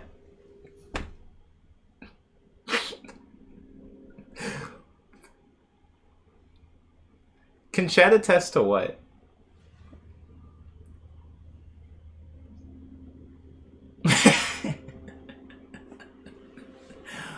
Is Yum Yum sauce vegan? I love Yum Yum sauce, says Petty Page. I love Yum Yum sauce, says Lindsay. Am I in some type of joke? Is this a bad joke? Can we please watch 10th Kingdom? There's literally a body swapped prince and a toad in that series. 10th Kingdom? Is that a movie?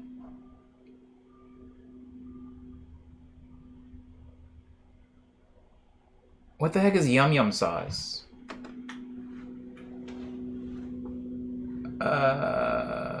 Japanese steakhouse sauce, says Pernetic. It's the sauce that they have at hibachi places. Oh. I'm indifferent then on yum yum sauce. Oh, sorry, I thought this was a new thing. I thought this was like brand new. I'm indifferent on yum yum sauce. It goes. It goes. I don't know if it goes hard, but it goes. But you guys know how I am with things always having to be spicy because I'm like the worst. Right, it says, it tastes kind of like hummus for texture, but it's chipotle flavor. So it's tiny little bitty bit spicy. And it's delicious dipped with chips, tortilla chips, or potato. Oh, word up, Riot. I'll have to look for it next time I'm in one of the fancy shops. Maybe they'll have it. They sell it at the grocery store now, and it's super popular, says Partial Recall. Petty says, I call any sauce I like yum yum sauce, though. I feel you on that, Petty. Absolutely. Delicious. You guys can have that one for free. Also indifferent. Pretty tepid on it, to be honest, says Pernetic. Yeah, I like it, but... Again, my brain's broken. If I consume a delicious sauce, but it's not spicy, I'm like, could be spicier. And that's a problem that I have. It has nothing to do with the actual quality or taste of the spice. You know.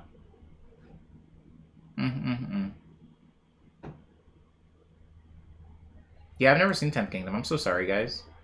I'm really sorry. Pernetic says mayo-based sauces go by default, but that's just me. Yeah, I mean... Yeah, I mean, I don't like mayo. I like a lot of sauces that are mayo-based, right? Like, I like the sauce at In-N-Out Burger. I like that crap. And whatever they put on freaking Dick's Burgers, I like. Whatever you got, I like. Oh, what is that from? No, I like. Anyways, thank you for the lurk, Liana. I appreciate you. But yeah, Dang, now I kind of want to go to, like, a freaking hibachi place. No, I'm sticking to Hungry Howie's, man. I'm going to sit in the park. Eat a nice, big, large pie just for me. A big cheese pizza just for me. I call any sauce I like yum yum sauce, says Petty. And again, I still agree with it. Guys, we do need to go to news. Give me your check-ins if you have them. I'll still read them. But I think I concluded mine. It was just, you know... I realize the next 2 weeks are going to be very difficult for me because work stuff and also stream stuff and also project stuff. It's been kind of like the holy trinity of my exhaustion for the past year. Like, working on my project, working on the game score, and working on Morning Medley have consumed everything. And so, this past weekend, I tried to take just kind of a break and go out and see some friends. And it was nice to see some people.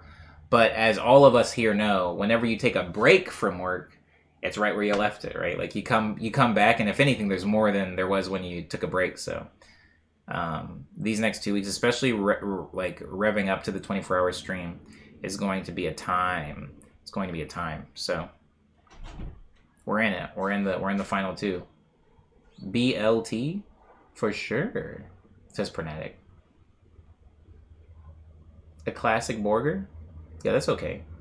I think it depends on the application too, for sure. I keep mayo the F away from my sushi. Oh, word.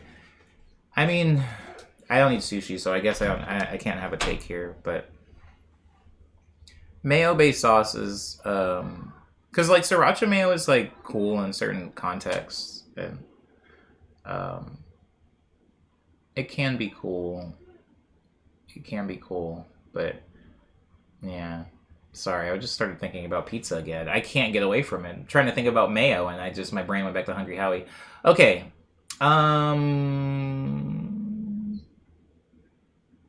We're in it, guys. We're in the last 2 weeks.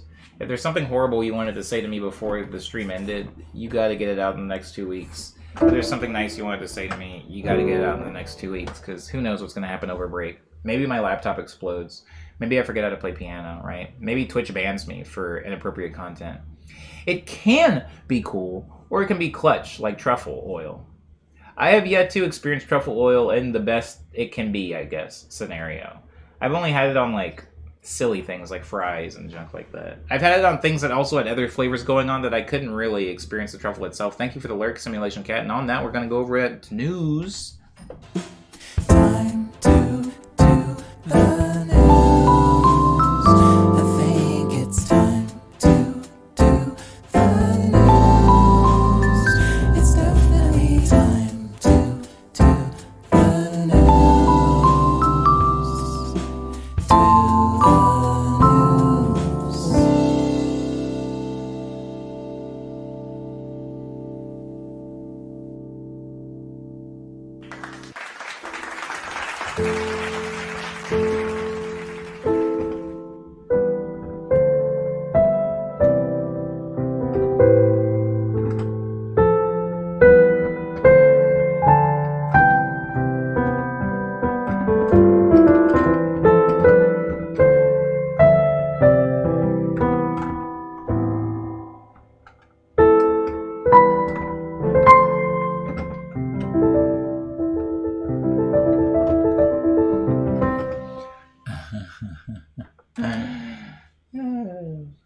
Crap, man. Welcome to the news. Firo is officially outgrown his stick. This new leaf, the newest leaf, is over the top of the stick. Fool just grows too dang fast. So what I'm going to do is I'm going to wrap him around like this to give him just a little bit more. I should have been doing this the whole time, like tight wrapping him around the pole. So, but whatever. I just didn't think that far ahead. I didn't realize that could have been a good strategy. So, anywho, he's growing, he's happy, he's healthy. Nobu, new leaves coming in, old leaves going out. Viv's got a flower, and it's causing me to make a very tough decision that I'll keep you guys updated on as the season progresses towards its end. And Agnes is good. Agnes is good. Bushy as ever, freaking like this. You like to see this. You like to see how it like kind of pops back into position. You like to see that. A lot of the other plants, you can't get too rough with them, but this thing is built like freaking a bush, you know. Booba's doing fine. I watered Booba over the weekend. And Zia is doing great. Also got a little bit of water. I think over the weekend, sometimes I'll just get so busy that I'll leave my plants here. I'll leave my plants here in my room, and they get like neglected as I'm working on stuff. But this weekend, I did make it a point on Sunday before I left to go to Belmont Shores. I took all the plants out of my room. I really checked their soil. I watered them. And then I put them in specific areas in the living room that I knew they would get good all-day sunlight. And I just put them in those places. No direct sunlight, just all-day light. And I put them there, and when I got home, they all looked super happy, including Viv with the new flowers. So I was like, okay, that was good. Maybe they need to just get out of my room every now and then. Because here's the problem with my room. My room's both, one, super washed and light, which is great, you know. Like the fact that my room is this bright and nice with no lights on at all, and literally with a curtain over the window, like, is great. But because of the size of my room and the amount of light it gets, there's like no space in my room that's safe from the sun.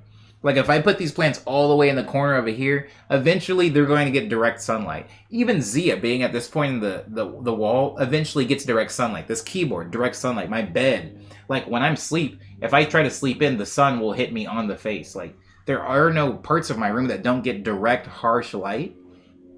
Which is why I kind of put towels over everything. It's another reason I cover up my tech with things. But also, it's not the greatest spot to leave plants, my bedroom. It's great when I'm in here and I'm with them so I can move them around. But if I'm going to be gone from the house all day, it's best that I move my plants to like the living room, kitchen, bathroom, areas that I know aren't going to get harsh light. And so it might have to be a thing that I do for these guys every day, if not just the weekends, because they do really seem to have benefited from that moving.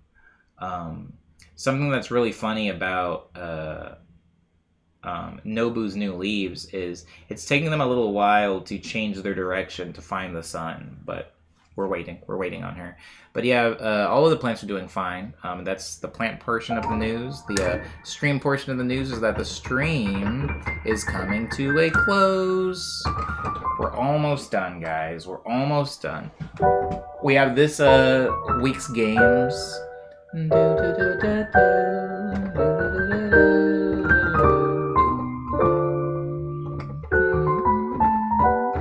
We have this week's games. Tomorrow is Trash Tuesday. Wednesday is the extended medley. And then Thursday is going to be another episode of Yay or Boo before we have our final production stream. Like, technically, the 24-hour stream is going to have a lot of production in it, but it's not going to be your average production stream. There's going to be other things happening. I'll be taking Discord calls and junk like that. So, this Friday will be your last 6-hour-long traditional production stream. And then from Friday, every day will be the last thing. You know, Monday will be the final extended check-in. Tuesday will be the final Trash Tuesday. Wednesday will be the final extended medley. And then Thursday will be the final Yay or Boo. And then we'll have the 24-hour stream, which I'm going from 9 a.m. to 9 a.m. And I realized, luckily, after Homie told me, Great Playback gave me some advice. But at least I now know what to expect. Since I'm going from 9 a.m. to 9 a.m., the first 12 hours are going to be fine. The second 12 hours are going to be rough, not just because it's the second 12 hours, but also because I will be working in the dark. I will be working at night. Now, I initially thought about changing this to go from 9 p.m. to 9 p.m., right? Starting at 9 p.m. maybe on the Thursday, and then going to 9 p.m. on Friday, or starting at 9 p.m. Friday and going to 9 p.m. Saturday. But I have some other things I need to do both of those days. Like, I don't want to stream twice in one day. Like, I don't want to do the morning medley Thursday, Yay or Boo, and then immediately have to start the 24-hour stream that same night. And I also don't want the 24-hour stream to run deep into my weekend. A lot of people are going to be asleep in the second half, too, so you won't have as much company to keep you awake. This is true. This is true. It's going to be very interesting. There's going to be a very predictable, like, dark valley in the stream. And as much as I've tried to predict it, I don't think I actually know when it's going to happen. But it's going to happen. There will at some point be a dark valley in the stream.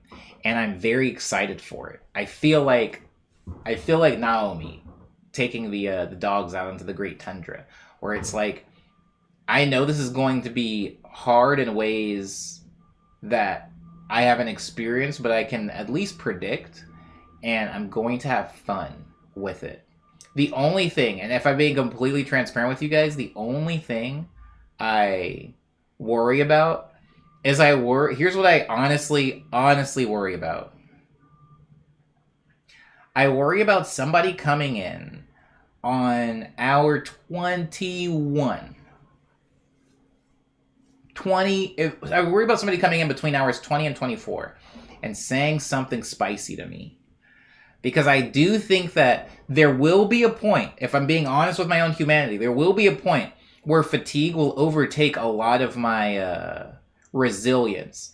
And I might get impatient with somebody. If somebody comes in towards the end of the stream and they got and they're like being like just straight up like horrible, I might have the time.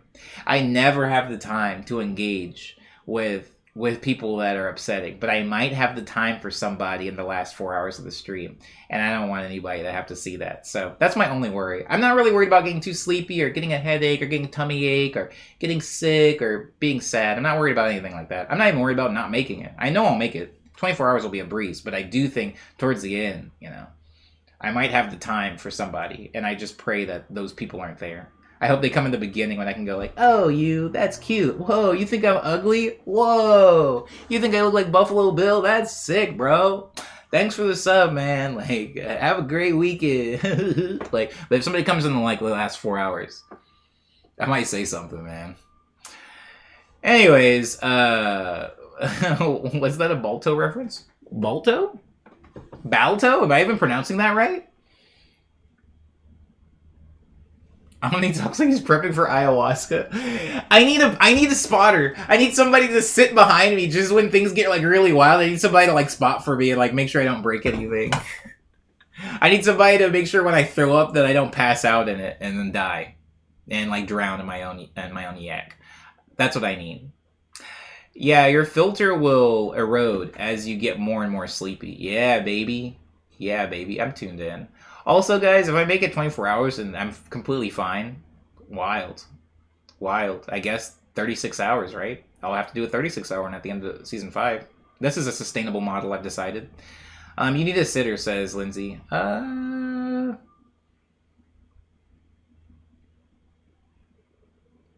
Yo, you know what's gonna feel really good? It's gonna feel really good at like 6ish, 7ish a.m. the morning I end the stream when I see the sun start coming up through the windows and I can open my blinds and it's daylight again. Ooh, I'm gonna be feeling loosey freaking goosey, bro. I'm gonna be feeling sick. It's gonna set in. The bean kicked in. The bean kick. Oh man, the bean's definitely gonna kick in. Riot, are you still here? No worries. I'd be happy to tell them something nice if they insult you. Let me handle that. No. Cold Crush? No. Be careful. Things can fall apart really fast. Do not engage. Do not engage. I'm here and I'm kicking in, says Riot. That's all I needed you to say, Riot. The bean kicked in. The bean kicked in. People know what I'm singing, right? At least. When I'm on my all-nighters, I see the sun and I'm like, oh crap, this is gonna...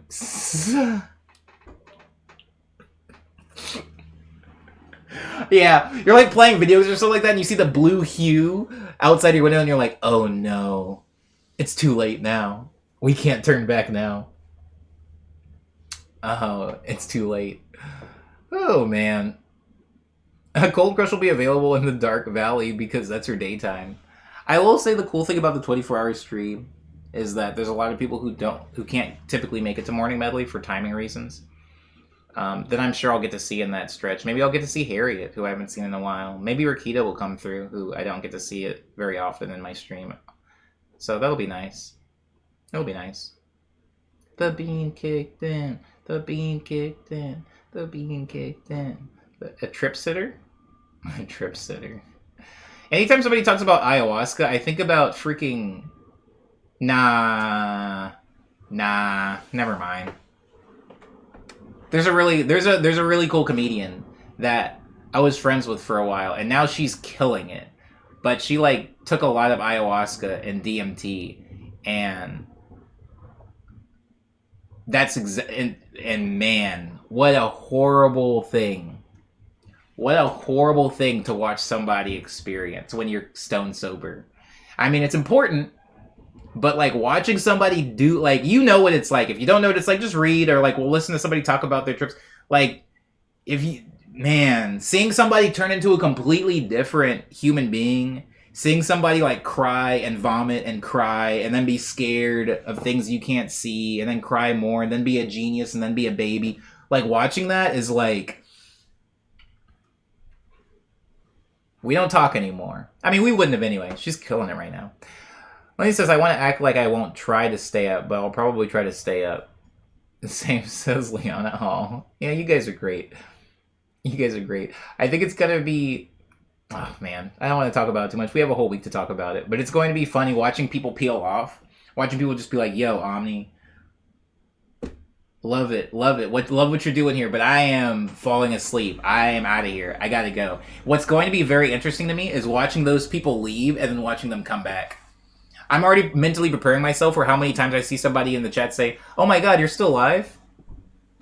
You're still alive? Omni, you're on hour 26 now. You could have ended 2 hours ago. Huh? What? Mellow Diva says, I love trip sitting. What a joy. I'm glad somebody loves it. Ayahuasca is intense, says Simulation Cat. Yeah. Yeah. I think about the podcast called Oh No, Ross and Carrie. Somebody's recommended me that podcast, right? Because they tried it for an investigation. I hope they're okay. Cold Chris says, anyone insulting my crusty baby getting some. Don't give them anything. Don't give them anything, Cold Crush, please. You will be doing a service to no one. You will be doing a service to no one. Please.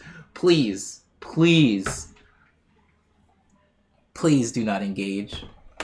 Bye, Kit. Thank you. I'm gonna head out. I'll catch y'all tomorrow. Thank you so much for being here, Kit, and I'll talk to you very soon. Sooner than maybe even you think, yeah?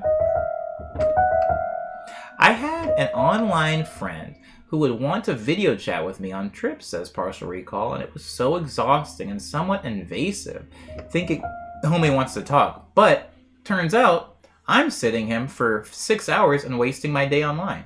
Yeah, it can definitely eat up some time. The crappy thing about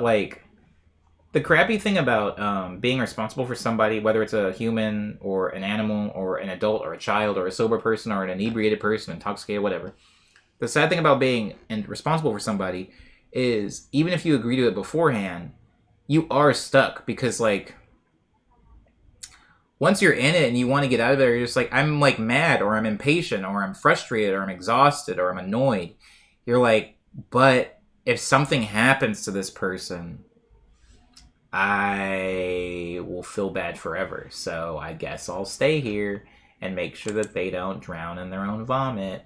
I feel that way every time my dog sits, says Leon. It's like, yeah, they need me. These things need me. Oh, man. I really like the podcast, even though they can sometimes be condescending about some spiritual things, about sort of spiritual things. Like they're border on those annoying, rude atheists sometimes. But they do their best to not cross that line. I appreciate that. Lines are important. Lines are important. It's important not to cross that line. I try to make sure that I try to never condescend to anybody. But I'm sure, even when you think you're not, sometimes you just do. And so it's a thing I'm constantly trying to be better about. Because I don't know more about anybody than anything, really. Even the stuff that I know about music, I don't really know. I just think it super convincingly. Simulation Cat says, yeah, luckily my friends kind of got older and don't do dangerous stuff like that anymore. I'm grateful. Same here, Simulation Cat. A lot of my friends who I was babysitting during that time now are in a different chapter of their life. The comedian I was talking about, she's got a kid now. She's like married and has a kid.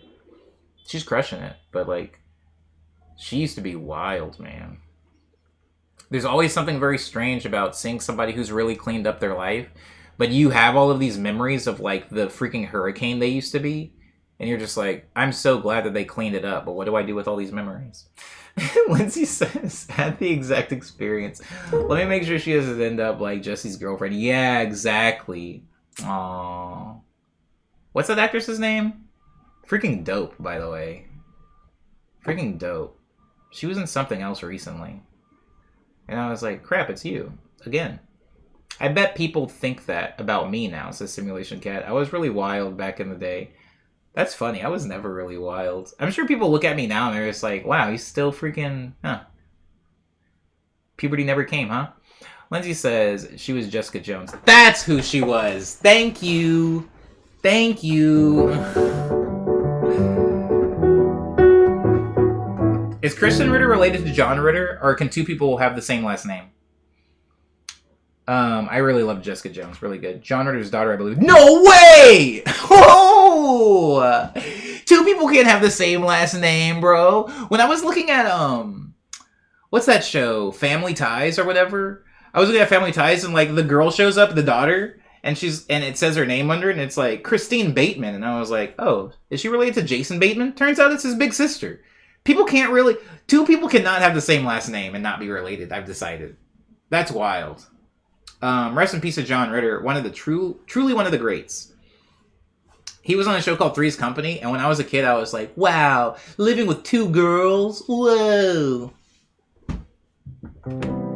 I used to pray. I used to get down and pray to, I don't know, Southern Baptist God that he would let me live the Three's Company life.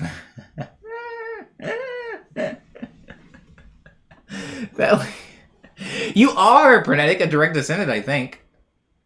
God, please let me live with two funny ladies. I would love it. I would love it, God. You've never answered any of my other prayers, but this one, I mean, for serious. And then John Ritter was in other things. And then we lost him too soon. Different Ritter, actually, says Liana. Wait, Kirsten Ritter has a kid. Wild. Kristen Ritter has a kid. That I believe.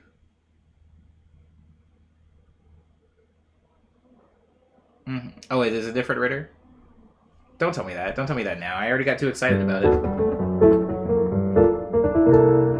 The news on my project is that I'm recording... I have a session for the recording of a vocal bridge on one of the songs tomorrow at my apartment, and it should be fine. It's actually a friend that I haven't seen in a while, so they've been like doing their own stuff musically, and I've been doing my own thing, so it's kind of nice to reconnect. We actually, me and this person wanted to make a song together in 2016, actually.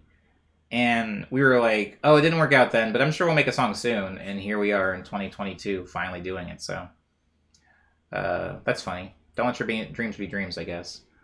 OMG, I'm so wrong, says Petty Page. They aren't related. It's okay. They're still related in my head. Oh, yeah, Kristen's dad is named Gary. Gary Ritter? Yeah, I don't know him. He wasn't in Three's Company. Please, God. I don't know what I thought that would be like, because then I did live with two women, and it wasn't like Three's Company, man. It was not like Three's Company, bro. It was not like Three's Company, man. Oh, man. Thanks for the lurk, Edokin. I appreciate you. I appreciate you so much. And I hope you enjoy the rest of your lurk, and I thank you for being in the stream. I do need to get to... It was not like Three's Company. Oh my god. My life has never been anything like Three's Company, and for that I am forever bitter. Forever. You sound scared, says Lindsay. It was not like Three's Company, Lindsay. It was not. Oh my god. It was not like Three's Company. Oh my god. Holy crap, man. What was I saying? Oh, scarred. I'm scared. I'm okay. I'm okay.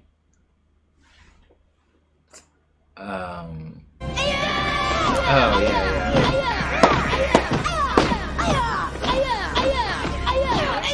Guys, we do a thing called song recommendations and news, and for the past few weeks we've been doing themes of these song recommendations. The past 4 or 5 have been places. Seattle we did, Arizona as a whole state we did Nashville, Tennessee, we did Philadelphia. We've just kind of jumped around, and then we even did some more larger things, like a whole country, like French music we did for a little while. Then we did experimental instruments. Not experimental musicians, but literally people that had built instruments to make music with. We talked about a lot of different things just so we could have a sense of theme when we talk about the music song recommendations, and it also gives us kind of like a game plan for that week. I was thinking for a while, who could I do this week, or what could I do this week that was still eclectic while also having a controlled theme? And I was like, some artists actually have that. There's some artists that have a big enough catalog that you could do 4 of their songs and kind of traverse a whole geographic space, or traverse a whole temporal space. Like, they have music that's lasted so many decades that you can go to 70s their music, 80s their music, 90s their music, etc. And I was like, what is an artist that I like or that I appreciate that kind of has a discography like that you guys wouldn't already know? Like, I can't go like, oh, here's the Beatles, like, oh, here's Michael Jackson. Who's somebody that maybe you guys wouldn't know about? And this is a little self-indulgent because I really like this producer a lot, but I chose Danger Mouse. Now, for anybody that's unfamiliar with Danger Mouse, he's a producer, songwriter, multi-instrumentalist like myself, but he has this philosophy when it comes to music that he doesn't want to be compared to other musicians. He wants to be compared to a film director. He's like, I want to make a space. In the same way that when people think about the Coen brothers, or people think about Wes Anderson, or people think about Guy Ritchie, people think about Michael Bay, those directors have a very specific visual voice, right? Like, when you go and watch their things, you're like, other people are copying off of this. They have their own style, but it's not even really a genre. And people don't think of it as a genre so much so that people will refer to their name when they refer to that style of movie. People will say, oh, it's like a Michael Bay-esque film. Or, oh, it kind of reminds me of Wes Anderson. People will walk into a freaking yarn and fudge shop in the middle of Colorado Springs and go, you know what? This shop makes me think of Wes Anderson. Wes Anderson is not an architect. Wes Anderson doesn't own a fudge shop, but his movies have such an iconic visual character that you can see it in food, you can see it in pictures, you can see it in storefronts, you can see it in architecture, you can see it in fashion. It's very, very decided, like a chosen, committed voice to have. Danger Mouse was somebody that was like, I want to be the musician of that. I want people to enter my space and it to be kind of like a weird mix of things, but for it to be my own creation that isn't necessarily directly one-to-one comparable to somebody else's music. If you don't know who Danger Mouse is, though, Danger Mouse has produced on a lot of records, some of which you're probably already familiar with. Petty Page knows who Danger Mouse is. Modern Guilt is the best Beck album because of Mouse. I actually agree with this. It's a very good album because of Danger Mouse. So a few people are already familiar with Danger Mouse, but I feel like if I'm going to start you guys in on the 4-day traversal of Danger Mouse's discography, I feel like Gnarls Barkley is a good place to start. However, I'm not going to choose Crazy off of the first album, Gnarls Barkley, St. Elsewhere. I'm choosing the second single off of their second album, The Odd Couple, Going On. A lot of people are familiar with Gnarls Barkley. If you're not familiar with Gnarls Barkley, you're familiar with Gnarls Barkley. If you haven't heard Crazy, you have heard Crazy. It's like that. You probably heard Crazy. But maybe you didn't actually buy the album St. Elsewhere. And if you bought the album St. Elsewhere, maybe you didn't buy the follow-up album to it, The Odd Couple. Does Rick's playlist stay up after the season ends? Yeah. Are there links to previous season's recommendations? Yeah. This rec stays. The playlist does stay up after the season ends, and the season 3 playlist is also up. I'll have to find you a link for it though. I don't think the link is in the bot anymore. But why am I recommending this song to you guys? Because it's not just Danger Mouse here, right? There's a completely other artists standing there. There's this short bald man that's next to the tall afro donning Danger Mouse. That man's name is CeeLo Green. CeeLo Green was in Goody Mob and a lot of other like hip hop groups and projects and stuff like that. He has an iconic voice. I mean, his voice is what made Crazy the song people were singing. Even if they didn't necessarily align with Get or recognize the music, people knew that hook because of him. Now, thank you very much, Liana, for linking to season 3 Rex. Holy crap. There you go, right? I have season 3 link, but I can't post it here, I don't think. That says Jesse. Thank you, Lana, and thank you, Jesse, for having it. CeeLo Green plays the hot tub on my favorite episode of American Dad. I don't really watch that show, but that sounds amazing. CeeLo Green has done quite a bit of voice acting, actually. I didn't know that he was on American Dad, but I know some other things that he's been in. But why am I recommending this song off of The Odd Couple to you guys? There's 3 reasons, as there always is. The first one is that it's a really good song. It's just really good. It's really good. Really good song. If you're looking for a song that isn't Crazy by Gnarls Barkley and you aren't completely sold on Gnarls Barkley, I feel like this is also a pretty good jumping on point. It's also a pretty good jumping on point.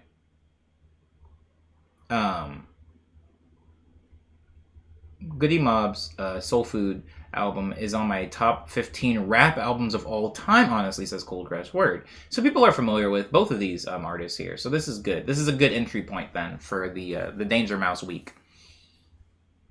The second reason why I want you guys to listen to Going On by Gnarls Barkley is because if we're going to be dissecting the 2 pieces that kind of make Gnarls Barkley, the specific sound that Danger Mouse brings to this project has this kind of these are my words, so they are fallible. It's like this interesting spaghetti western, also 60s soul sound. Like a spaghetti western 60s soul folk sound. What is that? What does all that mean? If you listen to the drums in this song, it's a popular 60s drum break. I'm not going to try to do it with my mouth right now. But if you hear this, you will see 60s. If you hear this the drums in this song, just close your eyes and imagine people in those like goofy bathing suits they wore in the 60s, like tossing a beach ball or whatever.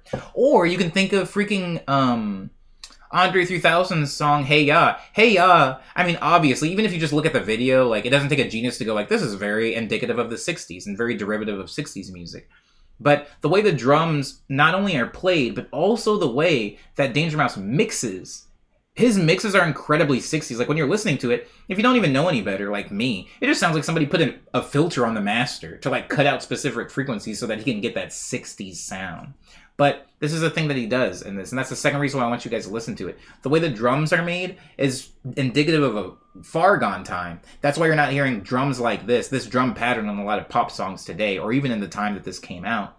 And also, the filtering. That's going to be the third reason why I want you guys to listen to this song. The way that's filtered. A lot of times when people listen to music and watch movies, for example, or look at photos, we very rarely think of filters. We mess around with filters every day when we're on Instagram or TikTok. There's filters, right? People are putting filters on their face to make their face look like a dog. Remember that one? Remember when everybody was a dog on Snapchat? Wow. The 1920s were forever ago. But I feel like filters are something that we've kind of normalized with phone apps when we're taking photos and taking videos.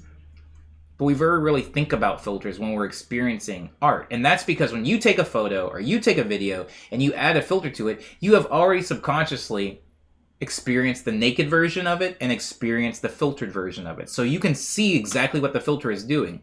When you guys go into a movie and you watch Rush Hour 3, or you go into a movie theater to watch Nightmare Alley, or you're sitting at home and you're looking at an ad for Capital One on your TV, filters are being applied, filters are being applied to things. And not in a very obvious way where it's like, oh, this is a flashback, so it's black and white. Or, oh, this happens in the 60s, 70s, so it's sepia tone.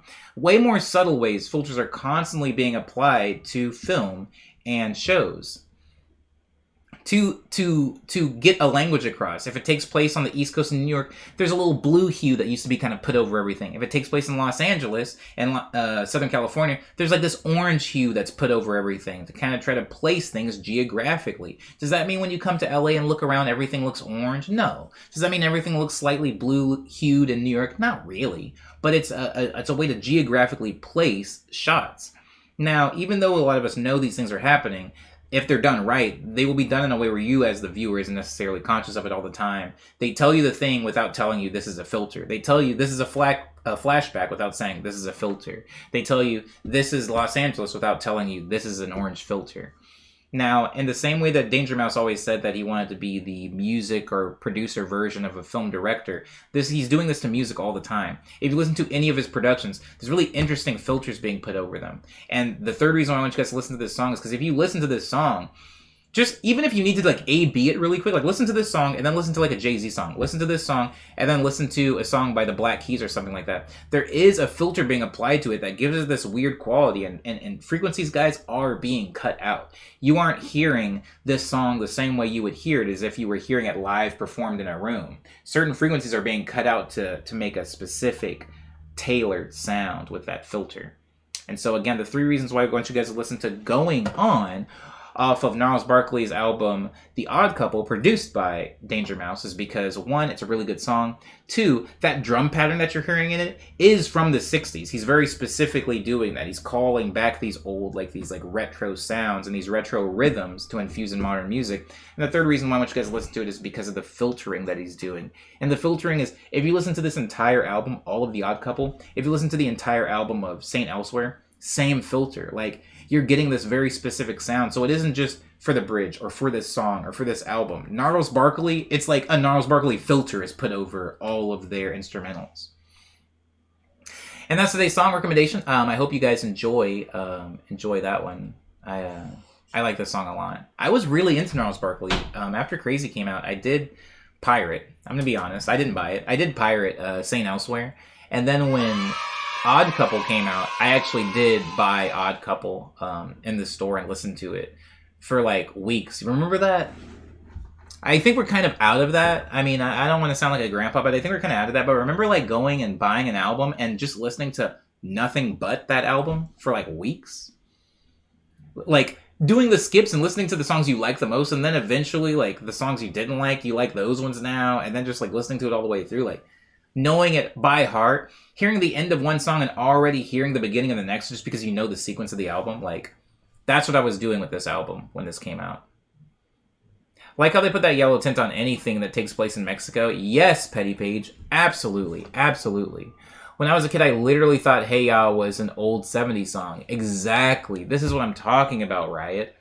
Filters. They're so powerful. And we don't use them with intention enough as we probably should.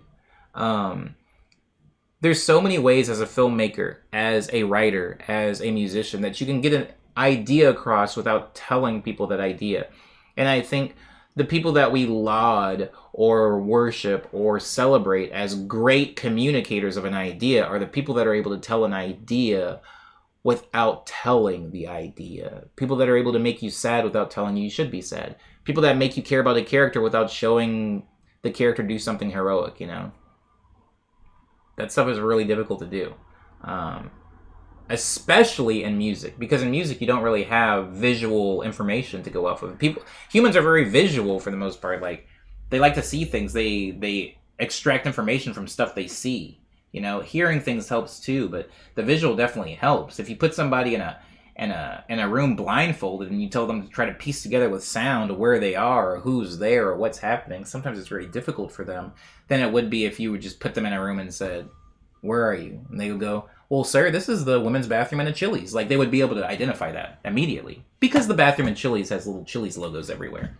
But if people can't see things, it's harder. And so when you're trying to convey a message in music, it's really easy to get on the mic and go, "I'm sad." And then everybody goes, "Well, this is a sad song." How do you tell somebody it's a sad song if they don't speak English and all the songs in English? How do you tell somebody this is an old song if it's not? How can you trick those people? By putting a filter on it. Maybe putting some vinyl. Like all the people that were making lo-fi hip-hop and they were just putting like a little vinyl noise on a beat they made. And they were like, "See, it sounds old and it sounds antique. It sounds retro." But it was a lie. They made that beat 3 minutes ago. But it sounded like it was a lot older, right? Because of filters, you know? CeeLo Green was also one of the tracks my friend Vince produced. I'll send it to the Discord later if you're interested. Word up, Cold Crush. Send away. Send away. Send off. When I was a kid, I literally thought, oh yeah, I read that. But it's still a very good point, Riot. Petty Page says, like how they put that yellow tint on everything that takes place in Mexico. Everybody knows that everything in Mexico is yellow. A kind of dusty shade of yellow. I see it's got that surf da snare pattern. Yeah, exactly. Partial recall, exactly. The 60s was all over that, baby. The 60s, that's a 60s drum pattern you got there. Popularized in the 1960s. Jesse says, "Gotta get your money's worth." Agreed. I kind of do that now, says Lindsay. It's not a bad thing to do. We stopped doing that, says Petty. Stopped doing what? Sorry. I always run albums into the ground. Oh, yes, we stopped doing that, Petty. We stopped doing that. I think it's completely okay and good and smart and self-aware and mature to be able to go, I do this, but we don't do this.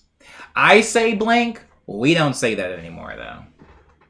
We're not doing that anymore. We're not doing that with albums anymore. People don't run albums into the ground. People barely run albums. People barely release albums, but that's another conversation for a different stream. Riot says, I still do that, but I just don't listen to as much music. Word. Of course I remember those were the times. I remember actually, Riot, you doing Weekend. You did that to the Weekend album that came out recently. Of course I remember those were the times, says Cold Crush, talking about like crushing an album. Show not tell, says Liana. Show not tell, yes. It's so true. I think I'm really good at it when I get in my zone, but sometimes I try to force things, you know. If I think about the song Sixella is a song about a very complex emotion that anytime I hear it, I'm like, I did it. I conveyed that. But then there are other times where I'm playing a chord progression and I'm like, this is a song about a breakup, but I don't feel it. I'm saying it, but I don't feel it. When I listen to Amnesia, I, as somebody who's gotten over that pain, can feel and hear the pain that I was conveying almost accidentally, just naturally, because I felt it. It's really hard to fake feeling. And even harder than faking a feeling is to convey feeling, even if it's honest, you know. It's hard to get people to understand what you're going through, what you're trying to say. Thank you, Liana, though. You're going to have to rate yourself. Bye, Liana. Thank you. And will do. I thank you for all your help, and I hope you enjoy the rest of your Monday and Valentine's Day. It's very rare for me to listen to a full album anymore. Kind of sad. I don't know. I mean, Simulation, it's okay. It's okay. It's okay, really. It's no problem. I think I don't listen to music as rabidly as I used to, but I think a lot of that has to do with the fact that I'm making music now, and it's really hard to consume media while you're making the media. It can, like, do bad things to you. It can, like, make you get inside your head. For sure, I mostly listen to playlists and live radio on YouTube, but when an album comes out by an artist I like, or an album I just getting a lot of publicity or whatever on Twitter, I'll give it a try and end up listening to it like I did with that album by the Weeknd, sorry. But I've only done that with like 3 albums in the last year, whereas I used to be entirely how I listen to music. True. I would say the last album I like really went to, like it came out and I was like, yo, I'm on this, was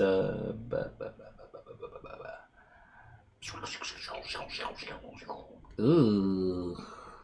Ooh. Probably the Childish Gambino one. The one that's like just the tracks don't have names, they're just numbers. I was like, I gotta listen to this. And I listened to it and I loved it. But yeah, that might have been the last album that I was just like, I gotta cover to cover this immediately. Like it came out and I was like thinking about it all day. I'm currently doing that with Saba's new album and Ravina's new album. Word. Yeah. It's hard, man.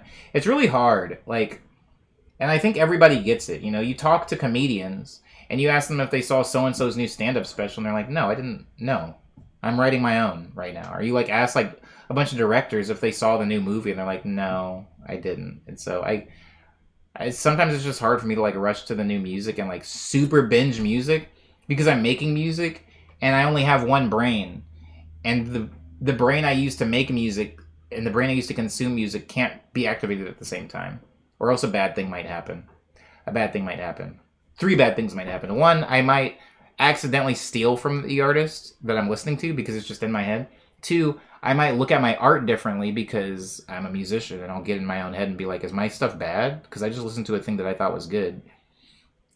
And the third thing is it just takes up time and I won't be able to get into a creative space if I'm constantly consuming things.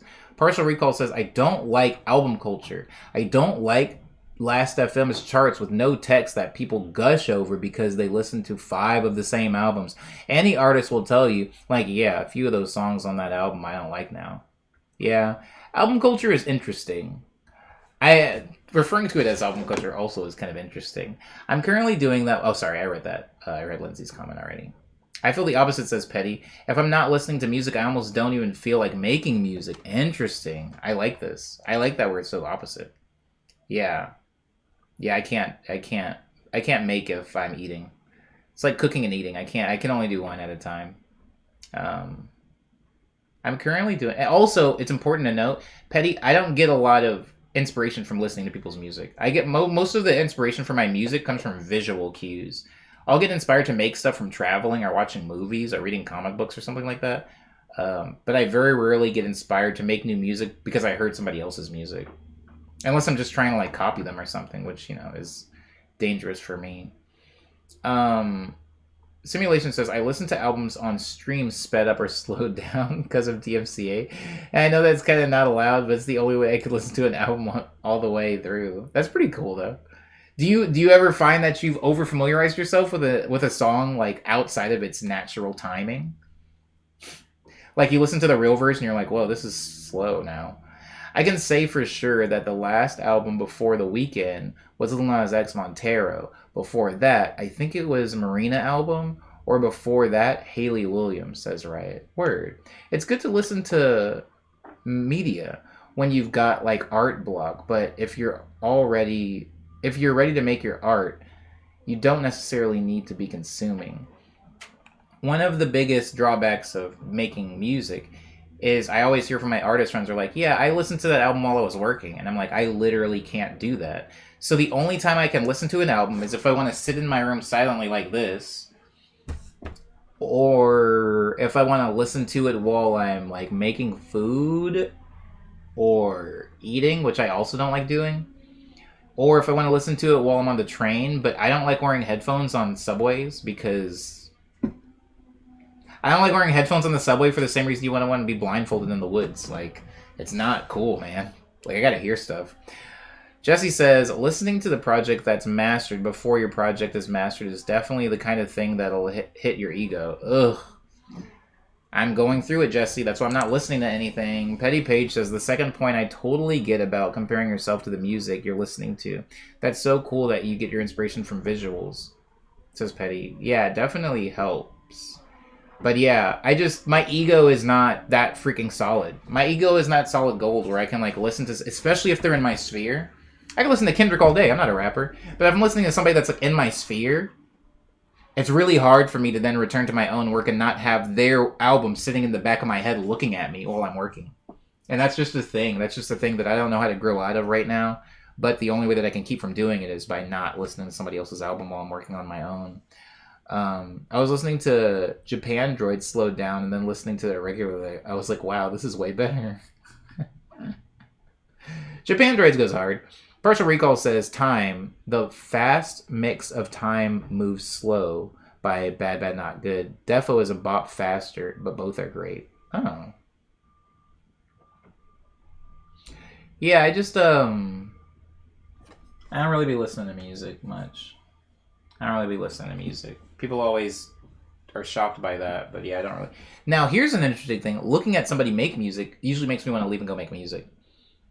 I've been production streaming. We got to end the stream, guys. But I've been production streaming before, and people will be like, wow, I'm really inspired, but I'm going to head out now and work on my own stuff. And I'm like, I feel you, because that's how I am. There's like 3 types of people in the production stream. There's one person that just watches and goes like, And there's the person that watches and goes like, you should do this. Move that there, and then add this there. And then the third person is the person that looks and goes, I'm going to go make a song. And they leave. And I think I'm the third person. So often listening to other people's stuff. Like, I could listen to Ehio Robo, my friend. He put out an album this year. And that was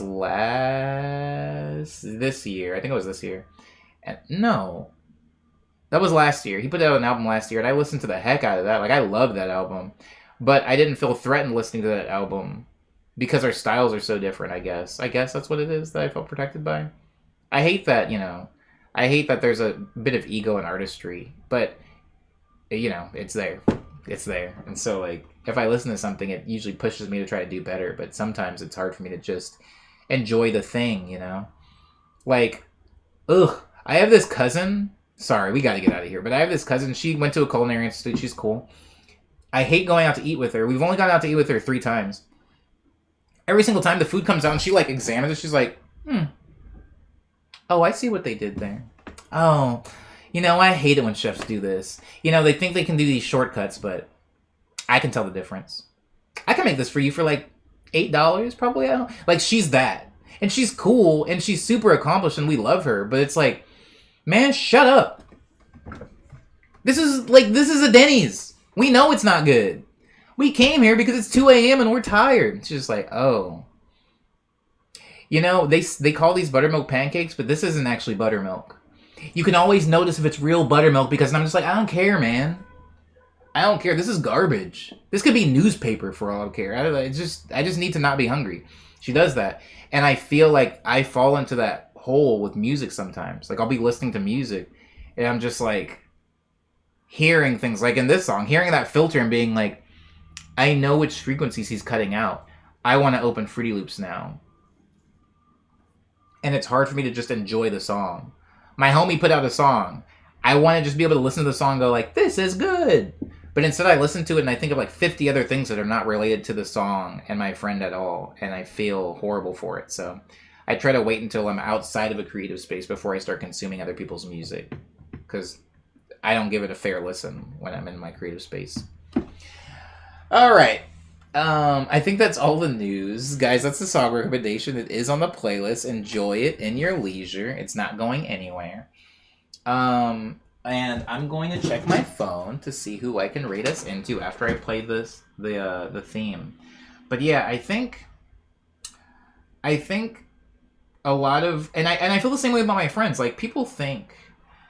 Or let me not push this on people. Let me not project. I, personally, the person I am, has thought on several different occasions that it's your people who are closest to you that end up being your hero. Not your hero, your biggest supporter. Like, your brother is going to listen to every song you make, or your sister is going to be at the premiere of all of your movies, or your mom is going to watch the TV show you directed. Like, but it's not true, It's not true. There's a lot of, like, the people that are going to consume your stuff are your audience, who aren't necessarily always your colleagues or your loved ones. And so, when I put out something, I know who will listen to it. But the people who will listen to it is not necessarily my friends. Aren't necessarily, like, Mia Gladstone, my homies, my collaborators. Aren't necessarily my parents or my siblings. And... that was maybe one of the biggest surprises about being in an art space, is like realizing artists aren't necessarily the ones that are consuming your art. And if you're making art for artists, that's sick, but also in its own weird way, it's limiting. Like, if you're making movies that only directors are going to be able to consume and appreciate, maybe you're unnecessarily shrinking your audience, But whatever. I feel like the stuff I just said is nonsense. It doesn't mean anything. Sorry, guys. I didn't mean to say that. Strike that from the record. Who cares about shrinking or expanding an audience? The two options are Tour New Soul or Adam Bryce Thomas. I feel like I went into both of them somewhat recently, but I can't remember which one I went into more recently, if that makes sense. Here's the theme song. Now, we are on the 491st stream, but I'm going to play the 490th sound because it's Monday and last Friday I didn't get to play it. It's called Bird Tweet.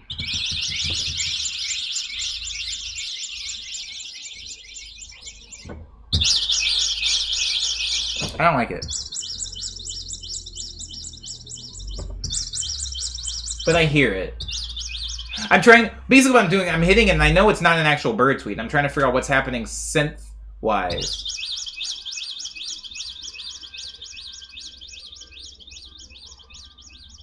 And I think it's just a sine wave. Maybe there's a saw over, like a really quiet saw, like over it, like if it was two oscillators. But I'm pretty sure that's just a sine wave. That's like pitch bend, like really high up. But no, there is something sharp there. Yeah, no, that's a sine wave. It's a sine wave, but it's being cut. It sounds sharper, so that's why I feel like maybe there's like a triangle wave or a saw under it. My dad's keyboard I played on as a kid had that sound, says Lindsay. No way. Was it a Yamaha as well? I believe that this is named for a Japanese alliteration of furikuri and is wholly unrelated, says Partial Recall. Talking about FLCL? Oh, sorry, Wright says, oh, this reminds me, does Fruity Loops, the program, predate FLCL? Or the other way around? Are they related to each other in any way? Or is it just two music-related things that happen to have FL? Yeah, just two music-related things. Furikuri is one, or Fooly Cooly, and then Fruity Loops. That's funny. That's a really cool, I've never drawn that connection. FLCL and FL. Fruity Loops, Cootie Loops. Fruity Loops, Cootie Loops will go hard as like a update. It's like an update patch. Bye, Cold Crush. Thank you for being here, and I hope you enjoy the rest of your day. I'm gonna play the 491. The sound for today is called Telephone Ring. Yeah, we're officially out of the musical sounds, which is fitting because we're getting to the end of the season. But like, I can't play music with these sounds. Oh, you know what that sounds like?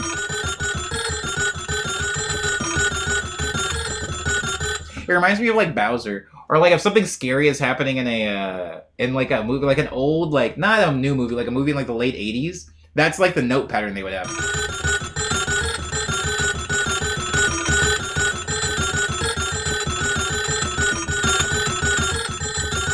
Wait, what do those notes sound like on piano? Hold on. Yeah, it doesn't sound at all as creepy. That sounds like freaking Breath of the Wild. I like it though with the phones. The phones do sound to me slightly horrific. It's because they're detuned. I hear it now.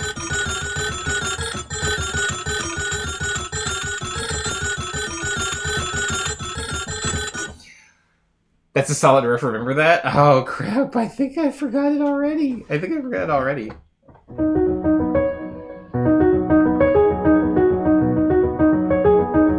forgot it, because it's just fingers. It's just fingers a wiggling. Alright.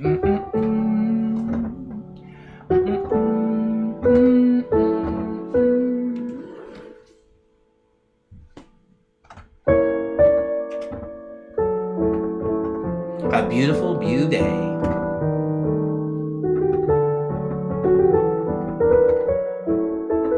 I have no vote for the rate because I gotta go to stuff. Word. All right, I'll make it Tornu song.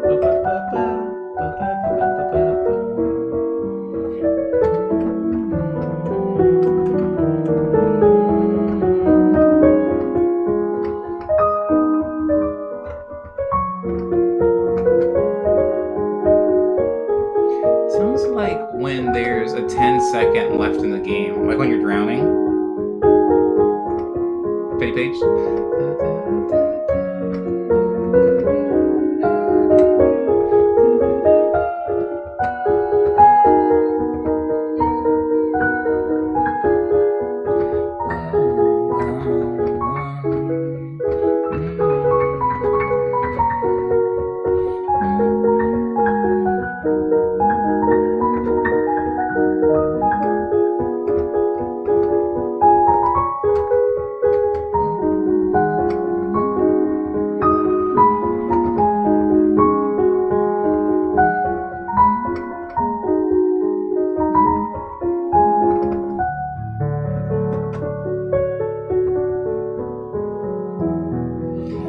Dark prog riffs just make the serotonin happen within me. It says, ooh, really? We're gonna get along just fine.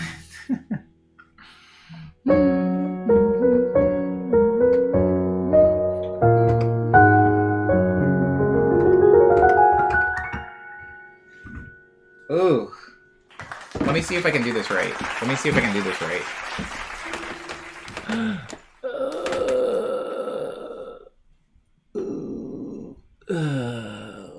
And then